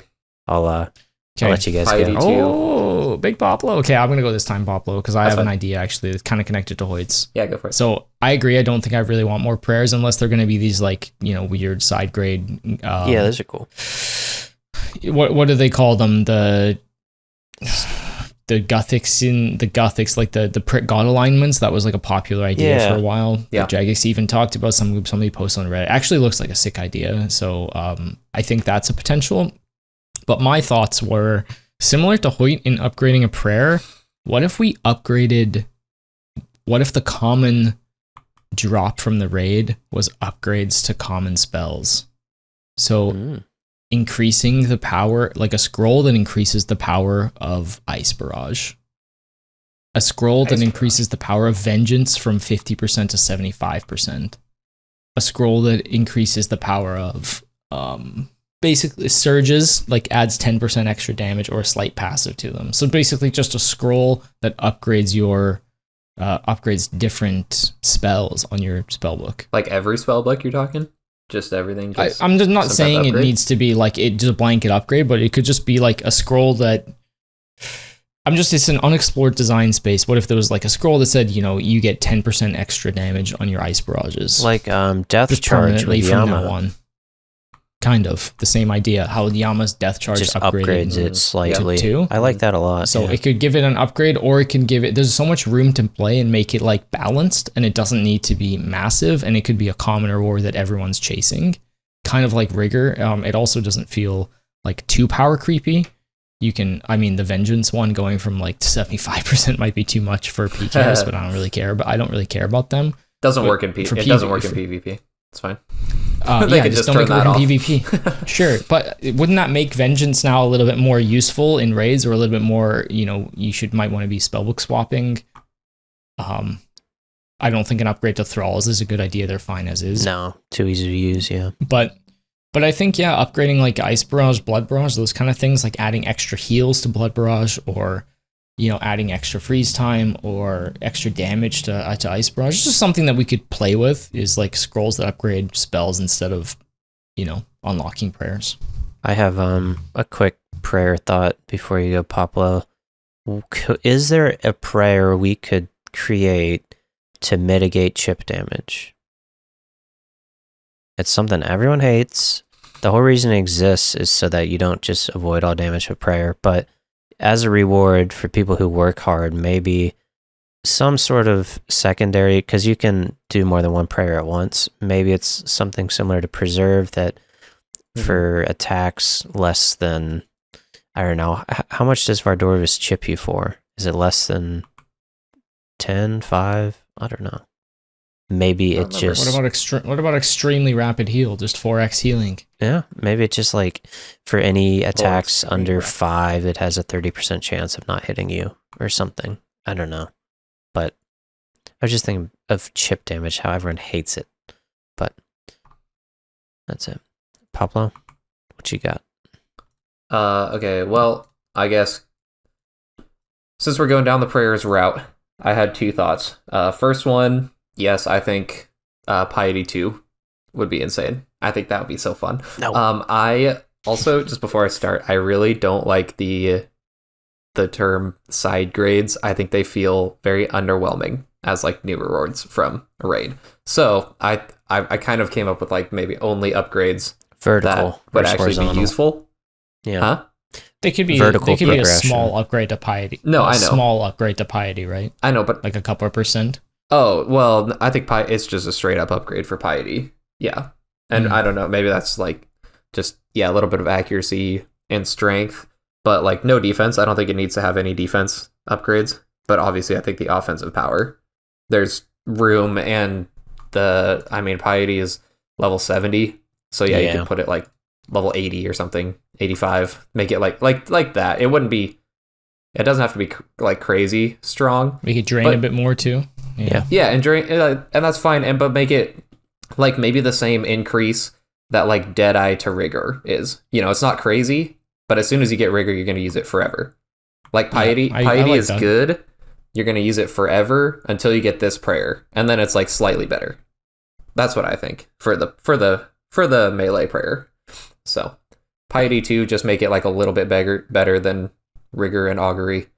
There's one more space in the prayer book too, so Yeah. it'll fit perfectly right in there. That's what I was thinking, and then I want to before I say this part, I was gonna ask what your guys' opinions are on things like I guess the Shadow and the Fang would be the best example of things that behave differently inside of the raid that they came from versus Hell no. outside. I think it's stupid. I hate it. I hate when they do in the wilderness. I think- I know it's necessary sometimes, but I hate Yeah, it. not overall. wilderness. We're not talking wilderness here. No, I just mean We're talking things that get a little bit more- applications. Not that Yeah, they're different, but that they're a little bit buffed. Like the Shadow's a It's- little bit no. buffed, the Fang's a little bit buffed. I think it is an example of extremely poor raid design that they have to increase the damage from the weapons just to make it viable in the raid. I see. I think instead of changing the weapon when you enter, just design the bosses to be more susceptible to X or Y or Z. Yeah, I don't- don't make Sure. Baba a brick shithouse at 200 raid level. Like the guy, you just That's can't true. hit him without a fang. Like I think that's the problem. That should have been addressed, not the keeping the triple or the bugged double accuracy roll that they used to have. That's fine. That's fine. Okay. So this probably won't be super well received for what I'm about to say. I'm setting myself up for failure here. That's okay. But okay, people like to have roles in raids, right? People like to have the team. People like to have their specific thing. So they talked about kind of the god alignment prayers, but what about god alignment prayers within the raid? So then like you would be, say like Guthix role in the raid. You'd be Sarah role or Zammy role in the raid. And then like you could unlock those prayers that I don't know exactly what they would do, but maybe if you're on like Zammy role, then you're like DPS in there. And so you use like that prayer would help you in your specific role. And then it gives you like, I don't know, 4 different prayer scrolls to unlock or something. All decently common. I'm talking like True. Dex What if it only level. Yeah, like that. Like there could be multiple minions and the Zammy roll can only deal damage to these ones. yeah, like they wouldn't be able to like design the raid around that obviously, because then you wouldn't No. like have it when you start, like until you unlock it. But yeah, maybe then Right. like when you unlock it, you deal double damage to certain things. Or like Sarah, like I don't know exactly what it could be. But then like maybe as you're going through, maybe like a 3 or 4 man raid, each person has like you're on Zammy roll, Guthix roll, or Sarah roll in the raid. And then it doesn't have to like extend to things outside of the raid. Like I think that kind of like what we talked about, the prayer book is sitting pretty well for outside of the raid, but maybe it helps you for things in the raid as you unlock them. Then it just makes your raid experience even better. Yeah, So- this is I like it. this is good. I love This is- BA. I don't This mind is that. taking And I know most people don't, but I think it's for other the reasons. the third best raid. That's right. Third yeah. best raid. And I think RuneScape does a poor job of the role fantasy, class fantasy, because it's very unique in RPGs to just be able to do everything really well. And that's why some people love this game. But it can also be something that they could, in these temporary areas like a raid, they could try to lean into, and like Tob does it well with roles. So I would love that. Yeah. I think that sounds good. I think, Okay. then like your mage roll at Tob wouldn't change because you don't have these prayers. But maybe there's a mage roll in Raids 4, and then you'd want to be on Sarah Domin prayer or something, as the mage roll. I think this I is think that could be cool. this has gotten my brain ticking along Okay. as far as like game design goes. We all agree that Top is like probably the most beloved raid in this Yeah. game, Undoubtedly. and at least and even if that's not true, Jagex has stated that they want to make this raid like Tob. Yeah. And I was just thinking about Slay the Spire and how it's like universally received as like one of the greatest. Oh, we've come full circle. We've come full circle. But this has just got my brain thinking when you were talking about these roles, Poplo. Okay, go, yeah. And Slay the Spire 2 so far, I mean, I'm early in, but it's got like 7,000 overwhelmingly positive reviews. It's going to be a great game. Like, I literally have no doubts already after playing for like 3 hours or 4 hours yesterday. It just feels like a polished version of a masterpiece that already existed. They just need to design this raid like Tob and just polish it. That's all they need to do. Yep. They can do the same number of rooms. They can do the same style of bosses. They can tweak the mechanics a little bit. They could have an enrage phase boss that moves around that kills you quickly if you get meleeed by it. Like, it could be similar, but adjusted, obviously reskinned as well. And I think it would be beloved. Like, it really doesn't need to be that complicated. More the same, it doesn't need but to better. be. Yeah. Yeah, exactly. It does not need to be. No one wants They you do to be not need to different for the reinvent sake the of it. wheel. They don't need to reinvent the wheel. Yeah. Like, it's going to be, it could, like, the building blocks are already there. They just need to take that and then polish them. Yep. Yeah. And get community help, feedback on rewards, which they're doing. I think so far, so good. But anyways, that's just what I thought of right now. So Yeah. I have 2 more cheeky little rewards I could throw you guys' way. I've got plenty. What should we go okay. around? Should we go back around the circle? Yeah, Hoyt should go next then if he's got another one. I don't you got have any any. You guys All can right. take this Heartless. time. Yeah.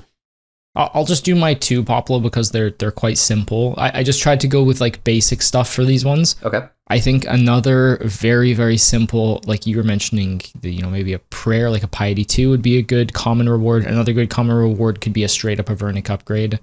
I'm not talking about making a better version of the Avernic, but that upgrades onto it, like no attachments, just a straight up offhand melee that is better than the Avernic Defender because it's pretty weak right now. You could give it a passive, you could make it straight up stats, but I think we're past the time that it needs an upgrade. If that's a no-go, then an upgraded version of the dual Makahitals is another option, like another 2-handed 4-tick crush weapon that double hits is another very simple item that they could add, similar to sort of like rapier style, maybe a little bit weaker than the Inquisitor's Mace, but still like very hard hitting. Yep. I think that would be solid as well. And then my third one is, I think, probably the most unexplored design space that we have left in the game is the ammo slot. Yeah. Specifically around melee.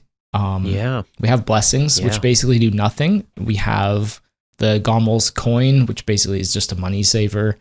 And we have arrows that go in there. I think there's room. I just saw, actually, this was one of my ideas we were going to pitch ages ago, but we never got around to the episode. But there was this like blessing of the void that people were mentioning. It could take up a spot of void on Reddit.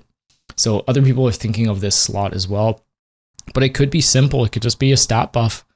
Some kind of item that goes in there. It gives you +2 strength, +2 range strength, +2 magic percentage. It could just be small. It doesn't need to be fancy, but there's a lot of design space there for an item. I'm not necessarily the most creative person, nor am I going out of left field with some of my suggestions, but I think that's definitely something that they could throw into this raid.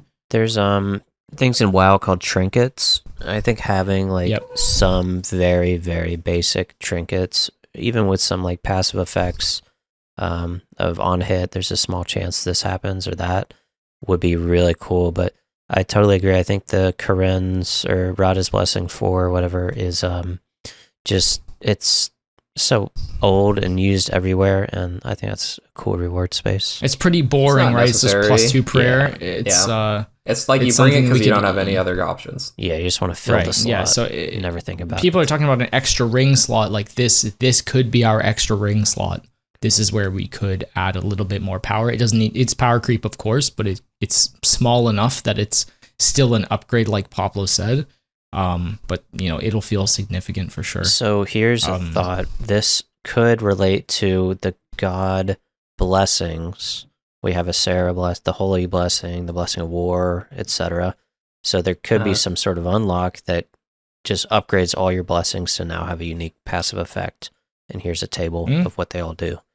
And then it connects into the raid, right? Like if you're a Sarah roll, you have a Sarah blessing upgraded, and you deal extra damage to those minions or something. hell yeah. Yeah, on top of the prayer that you're using. Yeah. Yeah. Hog.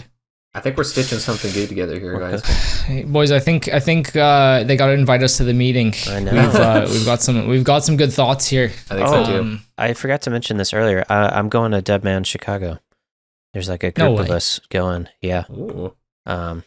So I'll be there. I'll have some live news coverage for us. So You gonna give us a little live pod? You gonna ring in? yeah, maybe I'll do in? a little vlog. And we're going live to Hoyt from the Dead Men. I think Do I'll some do a vlog with the homies who are going. Do a couple interviews. That'd be fun. Said he'll be there. A section away from us. Meet up with them and the podcast. See who's there. So it'll be fun. Go meet up with the podcasters crew. Let's go. Yeah, I think I'm gonna make a little T-shirt that says RaidsBank, a little QR scan. Are you? Let's fucking go, Hoyt. That's sick, cringe. dude. You got with a QR code on the back. That'd be no pretty way. The things he does for maybe the pod. no QR code. Maybe just a T-shirt. The QR code would maybe be It's a little cringe, but dude, the T-shirt would be sick though. Yeah, 100%. I'll let you guys know. Maybe we'll do a little merch drop. I'll just buy like merch drop, 25 of them, and see if people buy them. We'll see. Well, back to the what do they call them? The standalone rewards. You guys have a few more. Yeah, just so easily distracted. Very slight tangent.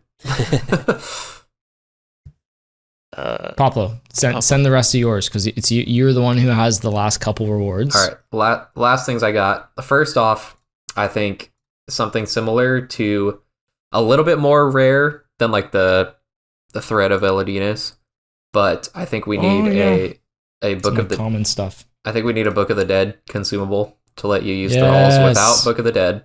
I think maybe like a 1 in 50 or something, so it's not like a huge chase for it. I like this. It's got to be something, just one-time use Book of the Dead consumable. I agree with that. I also thought about, we talked about, the elemental armor set buffing like elemental spells. I think this could actually fit pretty decently as like an occult upgrade.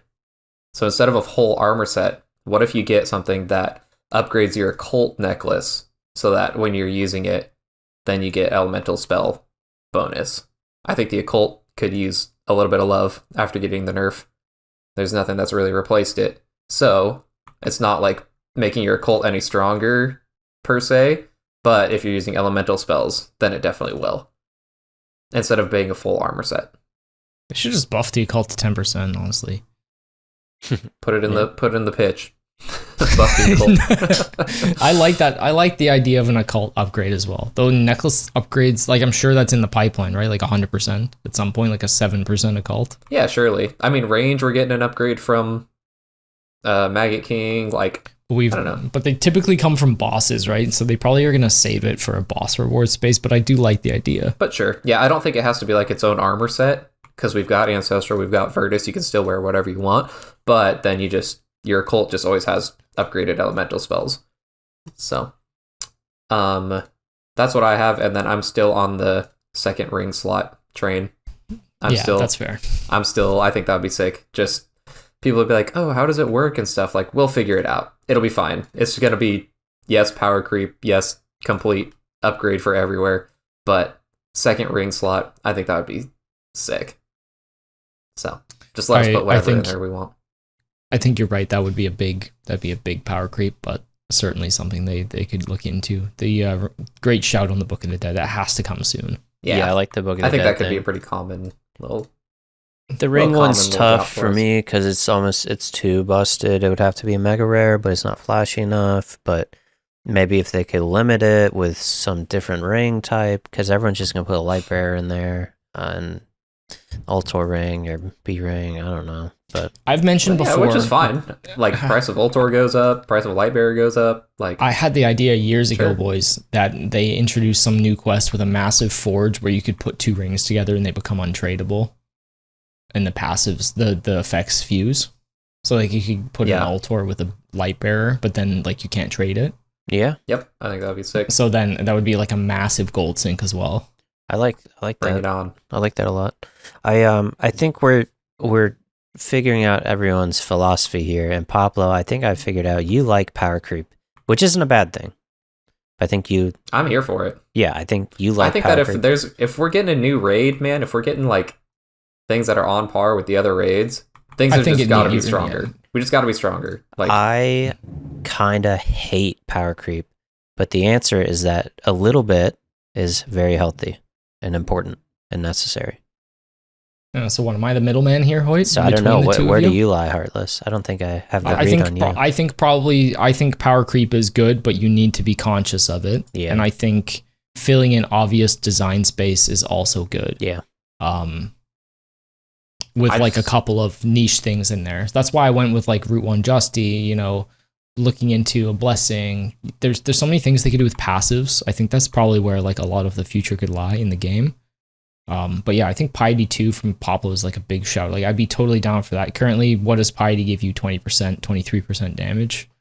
Even if they buffed it to like 26. It doesn't need to be huge. It used to be like 3%. Yeah. It's still a big upgrade. It'll still be a lot of money. We talked about this in the past. Like you're going from Dragon Boots. This is before Avernix, but let's just pretend Dragon Boots, 300k plus 4 strength. Primordial Boots, 30 mil. Yep. Plus 5 strength. It's a 20% jump. Yep. It's a 20% jump in quality of the item, which will often never give you a max hit because 1 strength is not enough for that. But it is 100 times more expensive? Or 10 times more expensive? Yeah, 100 times more expensive. So even if it's just a 3% buff from Piety to Piety 2, whatever they want to call it, people will pay 50, 60, 70, 80, 100 mil for it because it's just best in slot. It'll always be that. So best in slot does not need to be a huge percentage jump. It can be small. Yep. You see this in computer parts too. Bit of a tangent, but like people want the best GPU. Like but it's like, what's the performance upgrade really over one that's like a notch or two below? Better, they will pay twice as much. You out there with your 5090s? I hear you. I see you out there. I respect it. What are you doing? Playing RuneScape with that thing? Come on. Slay the Spire. Playing Slay the Spire. Yeah, we're playing Slay the Spire on our 5090s. Yes. With our thread rippers. Everything's looking good. All right, what you guys have more? You got a few more? No, I think that's basically, I think this is a good discussion. Yep. All right. We don't have any Q&A questions for the week. So if you're part of our Patreon, you can hop on in there and ask us something for next week. I'll shout out the Patreon people since I just started talking about it. Big shout out to our in-game Patreon supporters, Forget It, Mikey, Trolley D, Maytag Man, Bucha, and Afru Bruise. Thank you guys very much. Boys, shall we go to the chess room? Let's do it. Let's do it. All right, we'll see you over there.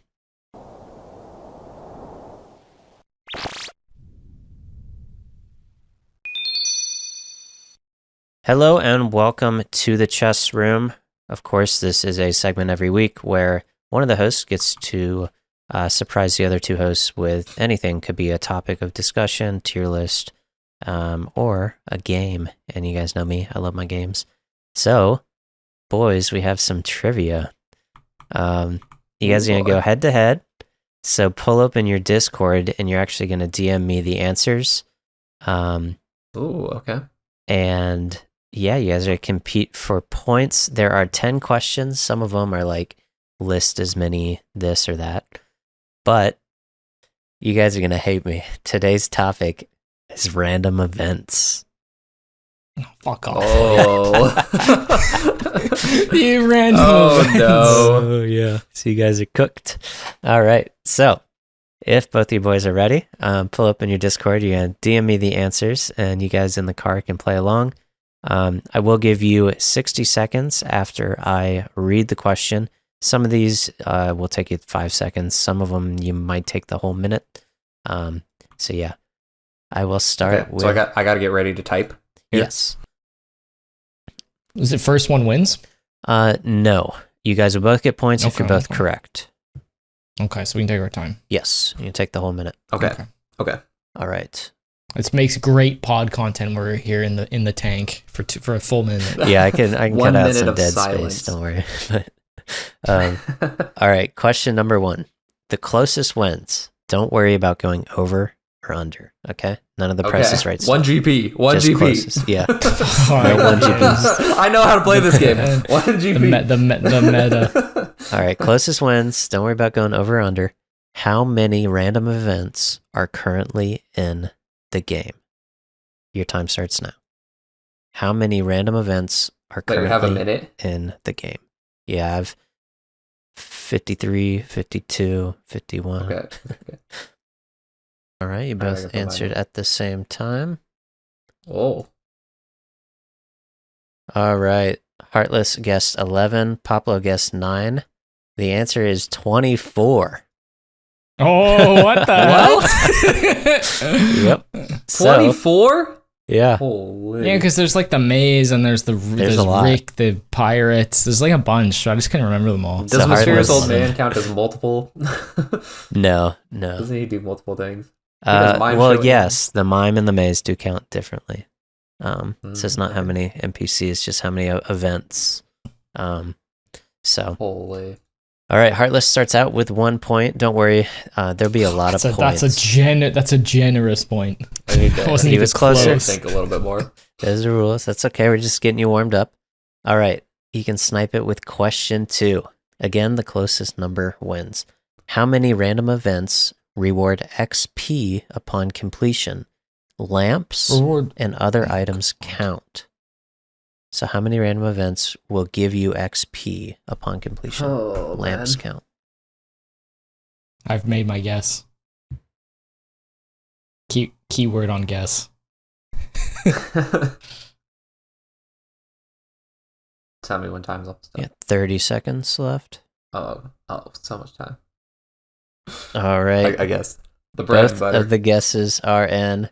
Poplo doubling down with the 9 guess. Heartless guessed 12. The answer is 12. Let's What? I actually just guessed 50% of them. Oh my That's gosh. crazy. I just Oh, immediately no. gave Heartless the point. Like, damn it.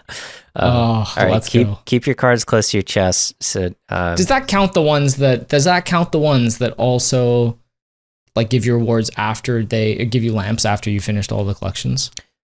yes. Or would it be higher? Any Yeah, that could okay, give a Okay. lamp. That's what I Yeah. thought. With that change, there's definitely a lot more. Right?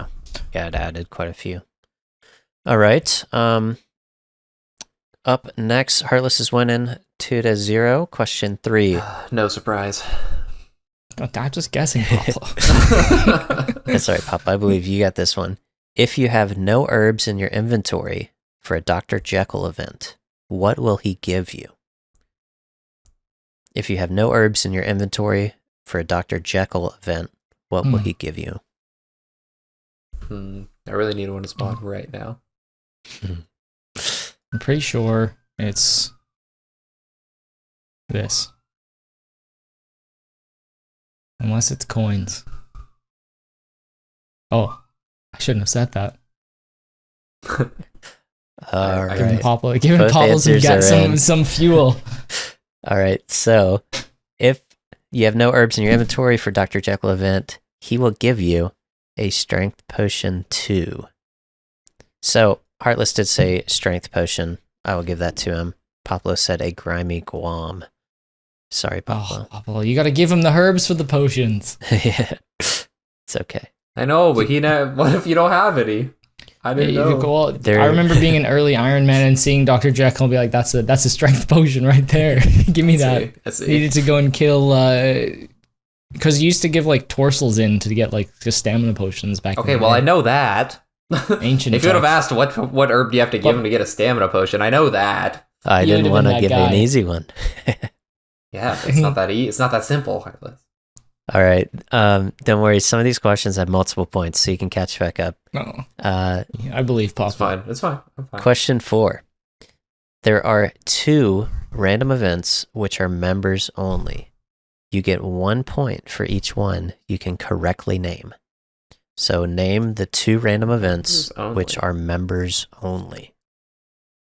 Oh my god, this is tough. I don't even know if I can name the random events. You better guess. Yeah, I don't know if I can either. You said there's 24 random events. I can name like maybe 10 of them. That's not bad. The more that I'm thinking through them, the more come to my mind. Heartless. Where are they?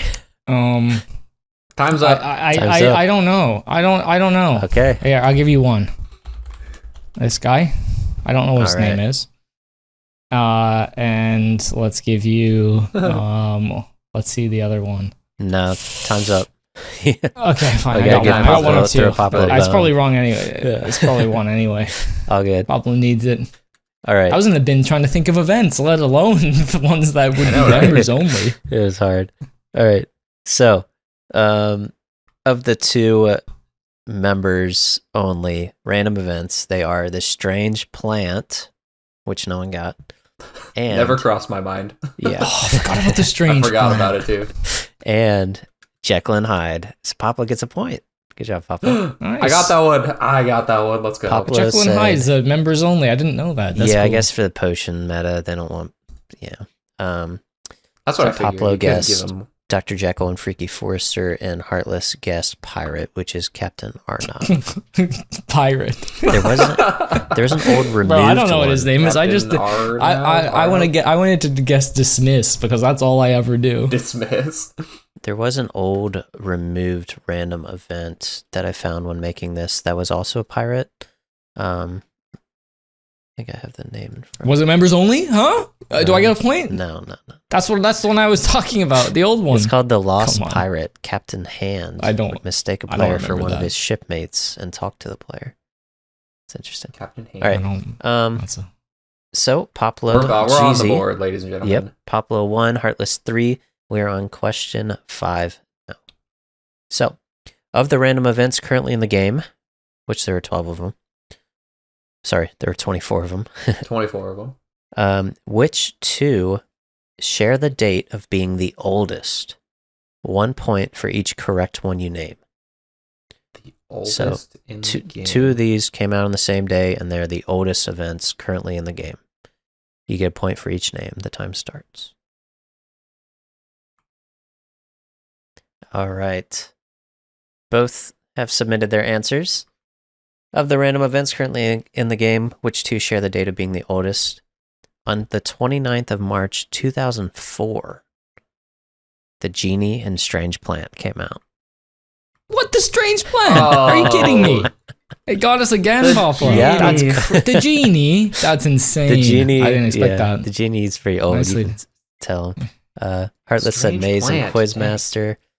That's a solid guess. And Poplo said Boot Camp and Flippa. I think Boot Camp was like really close, but a few months later. They were That just gotta be releasing close. them People once a have been doing- month. I was thinking Mime as well. Like that must have been pretty That early. one was Yeah. I very, remember doing very that. close. Yeah, that was like a month later. They released like 6 Okay. random events in a year. That's like all they were working on. Wow. yeah. Big updates. Yeah. Raids 1, random events. All right, so no Raids points one. for that one. Poplo, you're only 2 points behind. It is 3-1. Heartless leads. We're in question 6. Okay. There used We're to doing be it. 6 aggressive random events known as Guardians. I will give you a point for each one you can name. These were Holy moly. in the game until 2014, so they were in for the first year of Old School. So there were 6 random events that could attack you. Yep. So I'm not talking about like broken tools. I'm talking about a hit splat on you. I'll give you a point for one of each 6 you can name. Your time starts now. I actually remember these. Poplo, you're done for. You remember them? I remember a couple. I don't know if I remember all of them. Wait, you want us to name the Guardians? Sorry. Yes. Just the NPCs that Oh, I attack see. you. 30 Okay. seconds. I'll give you a little bit more. But I remember like 3. that's 3 points. That's a lot. All right. 5, 4, 3, 2, 1. Can't think of another one. Okay, I got them in. I remember the first 3 for Oh, sure. you but guys did good. Last, All right. All the right. last 3 are just pure speculation. Okay. Okay. Let me tally these up before I start talking. 1 second. Oh. Oh, this is good. He's doing the math. That means he's not just counting to 1. I like you guys invented some. It's so good. Yeah, Cal, come on. You gotta go with some We invented ones. I'm pretty sure all of mine were actually in. Maybe? I don't know. One of mine was not real, for sure. But Hoyt will let us I wish know. Make one up. I may have made one up. There is some pure speculation in here. I had to get 6 on the paper, okay? Someone had to be that guy. That's right. Yeah, I may have gone with the cooking demon. I don't think that's going to be a real one. Cooking demon. Like Come on, dude. I had to get 6 on the paper. Okay. I was just looking through skills desperately trying to figure out which one I could write down. All right, so there used to be 6 aggressive random events known as Guardians. You get a point for each one you can name. The answer is Rock Golem, Tree Spirit, River Yup. Troll, the Yup. Shade, Okay, I got that one. I knew that one. Zombie, Wait, what was that? the Shade, Oh, shit. Zombie, and Evil Chicken. So, Let's go. Heartless got 3 correct. He got the River Troll, Tree Spirit, Evil Chicken. He said Rock Monster. You're not giving me Rock Monster. I can't give you Rock Monster because Come on, I knew it Poplo was said only Rock, good mining. Poplo said Rock Golem. That And bastard. You're giving me Shadow Monster for sure. you Shadow Monster. You said Shadow Monster. You're Cooking giving me Demon. that one for sure. That's not a shade, but Come on, at what do least you with think, Cooking Demon, Poplo? you gotta give me Cooking Demon. Poplo, would you give him Shadow Monster for shade? I think it's pretty ambiguous. Okay, You okay, bastard. know. hardball. All right, Poplo. Maybe if I wasn't going against you and I could earn a point back here, then maybe I'd give it to you. Poplo said he got River Troll, he got Tree Spirit, and Evil Chicken and Rock Golem. He also said Okay, Int, okay. which breaks your axe. So that one isn't one. I couldn't remember if that one attacked you or not. That wasn't an event though. That was good. So Poplo got 4, Heartless got 3. So Poplo is up to 5 versus Heartless's 6. Oh, I got Heartless on some technicalities, but we got to keep it.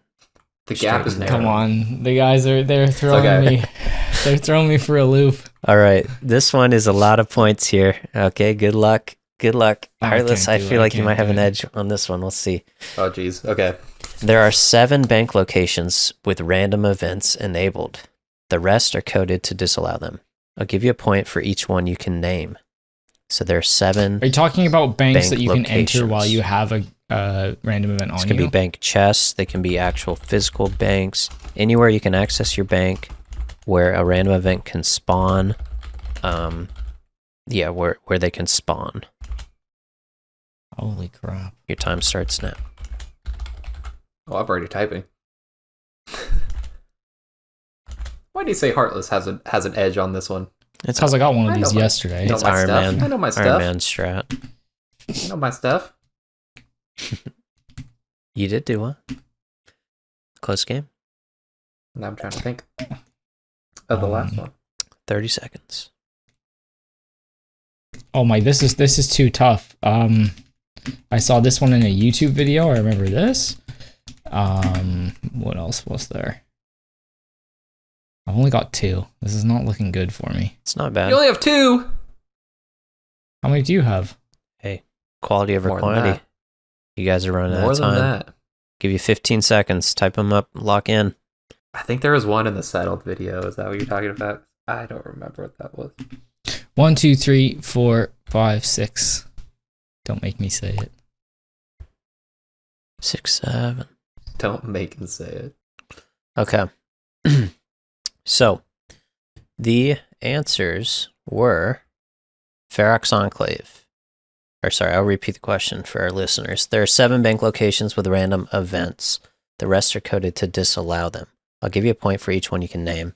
So yeah, this is where random events can spawn while you're there, bank standing and doing crap. We got Ferox Enclave, Giant's Foundry, Hosidius Charcoal Furnaces, What the hell? What is that? Where is that? on the very bottom coast by the sand crabs, I think. Oh, there. Myth's Guild, Interesting. which has a stove. Yep. Rogue's Den and Berthorpe, which has a nearby fire. Sunbleak Oh. Island, That's a new island. What? I never After would've a got bank that. chest is built by the player, and Boo, Trouble sailing. Brewing. They did remove. Trouble Brewing has a bank? yeah, Yeah, it outside. does. 'Cause What, you since can't go in there when? with any items or whatever. Yeah, a little chest down there. Oh, that's crazy. I didn't know that. Heartless Yeah. got 3. Poplo got 1. Poplo! What? I didn't know any of them. Which ones did I get right? I knew Myth's Guild and I knew Giant's Foundry. Which other one did I get right? Was it Iron Man Island? So that one was removed 2 years ago. Oh, okay, because I could have minus the sworn point, that But one that used to work. be at 1. Yeah, I Minus a looked point. Okay, it was hard for removed? that one. Yeah, they recoded. Crap. Why don't they just remove them all? Because this doesn't even make sense. It doesn't make sense. Yeah, too much work. You guys both said like Chambers of Zarek or Tob, which I thought Chambers of sounds Zarek right, worked. but according to the wiki, Yeah. they're not on the list. So I don't know. This is tough. That's a That's tough tough, yeah. one. Maybe I was they just trying to think of spawn banks that outside. people use all the time, or like some niche ones. All right, But damn, let me. gaming. That's a do tough one. this. At least I got Ferox. Yeah, Ferox is a good one. That's That was one of my random guesses. I was just thinking of like newer places too in the game. All right, so I put Heartless is Land's up End as I put Land's End. 9 to 6. I thought Crafting Guild would have been one, but You should know better than that. Crafting You Guild. spend your time there. No one's getting randoms there. Yeah, Crafting Guild doesn't work. That's I'm in okay. and out of there for in like 2 seconds. Truth. Yeah. All right. So Heartless is leading 9 to 6. We are on question 8. So there's 3 more questions to get your points and tie it Oh up my. when. All right. All right. So question 8. You guys should both get this one. What is the most recent random event added?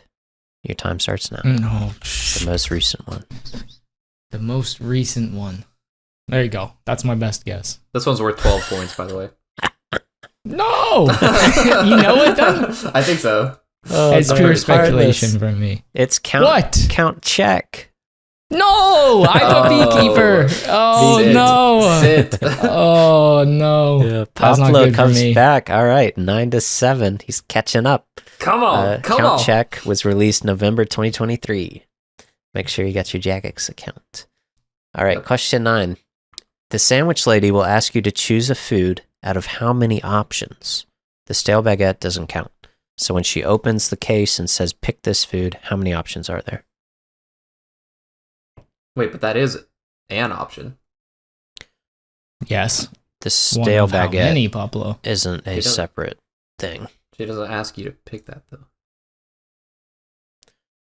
He's saying how many sprites are in the window when you open up her. Yeah, when Thing. she's I see. I got see. her, I see. got her thing open. All right, both answers are No in. way, no way Pablo's in the tank for that one. He was I really answered locking before in. Pablo- before he finished his sentence. I'd Yeah. answered Hoyt. All right, Oh, jeez. Well, I was counting, and then I added a few.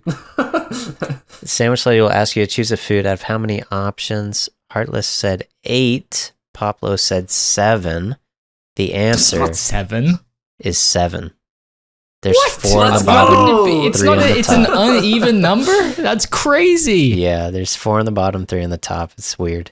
That's cringe. I just assumed it was 8. Oh, I didn't All even right. think about the layout. I came up with like 5 of them, and then I was like, yeah, there's probably 2 more that I'm missing. So there are 2 points for this last question. We got Heartless winning 9 to 8. Oh So my you could God. overtake it. Oh my gosh. Question the 10. marbles. I'm going to be hard on the timer here. All right. So Mm-hmm. what are the names Okay. of the 2 trolls for the pinball random? 1 point for each name. The 2 trolls in the pinball random. What are their names? I know this one. I know this one because I've done this event once, but it always pops up. That's not good. That's my guess, Hoyt. That's the best I can do. Okay. I sent mine in. All right. Both answers are in. All right. What are the names of the 2 trolls for the pinball random? Poplo said Flippa and Paddle. Heartless That's said, good. That's a good guess. That's a really good guess. That's a good guess. Thank you. Heartless said That's a good Flippa guess. and Floppa. Hey, come on. The answer, I knew Flippa's one for sure, Yeah, right? It has to definitely. be. Flippa. Flippa and Tilt. Oh, Oh, never Tilt. would have gotten Tilt. that Pinball one. No. machine, I guess. Nice. I so- thought Paddle was a good guess. Dude. Heartless wins 10-9. You both got Flippa. Oh, nail biter. Oh, a Dang. nail biter. That's good. I didn't Flip and have a tilt. I didn't have a tiebreaker. But Okay. oh man, that was a close a crazy one. Ah. It was close. well, now we all know a little bit more about random events. So Now we know how good we are at guessing. yeah, Very good. Yeah. Skill-based chest rooms. that was good. Oh, that's fun. That was really hard. Like, I didn't That even was know hard. there were That was a good 24 one. random events. I'm just so quick on the dismiss, like one tick dismiss all the time. Yeah, that was hard. I'll probably do Um, we'll have to do a less stressful one next time. I was feeling the stress. No, it's next fun. No, It's that fun. was It's great. That was fun. great. Okay, How I How will many say. different light sources are there in the game? week. Yeah, that's good. What's How the many exam booths are text there in for? Sears Village for banks? Bank booths. I mean, the very first game I came up with was like criminally hard. Remember, with all the people involved in the cities, and you went back and forth. Oh, That was yeah, fun, yeah, though. Yeah, I do remember that. was I fun. think we do that. I'm gonna bring that one back at some point, but with like items or something. So and it'd be cool. That I was do. good. I do like that one. Was a fun one. All right, Alright. guys. This has been a juiced episode. Thank you all for listening, and we'll see you next week. Thank you, boys. See ya. ya.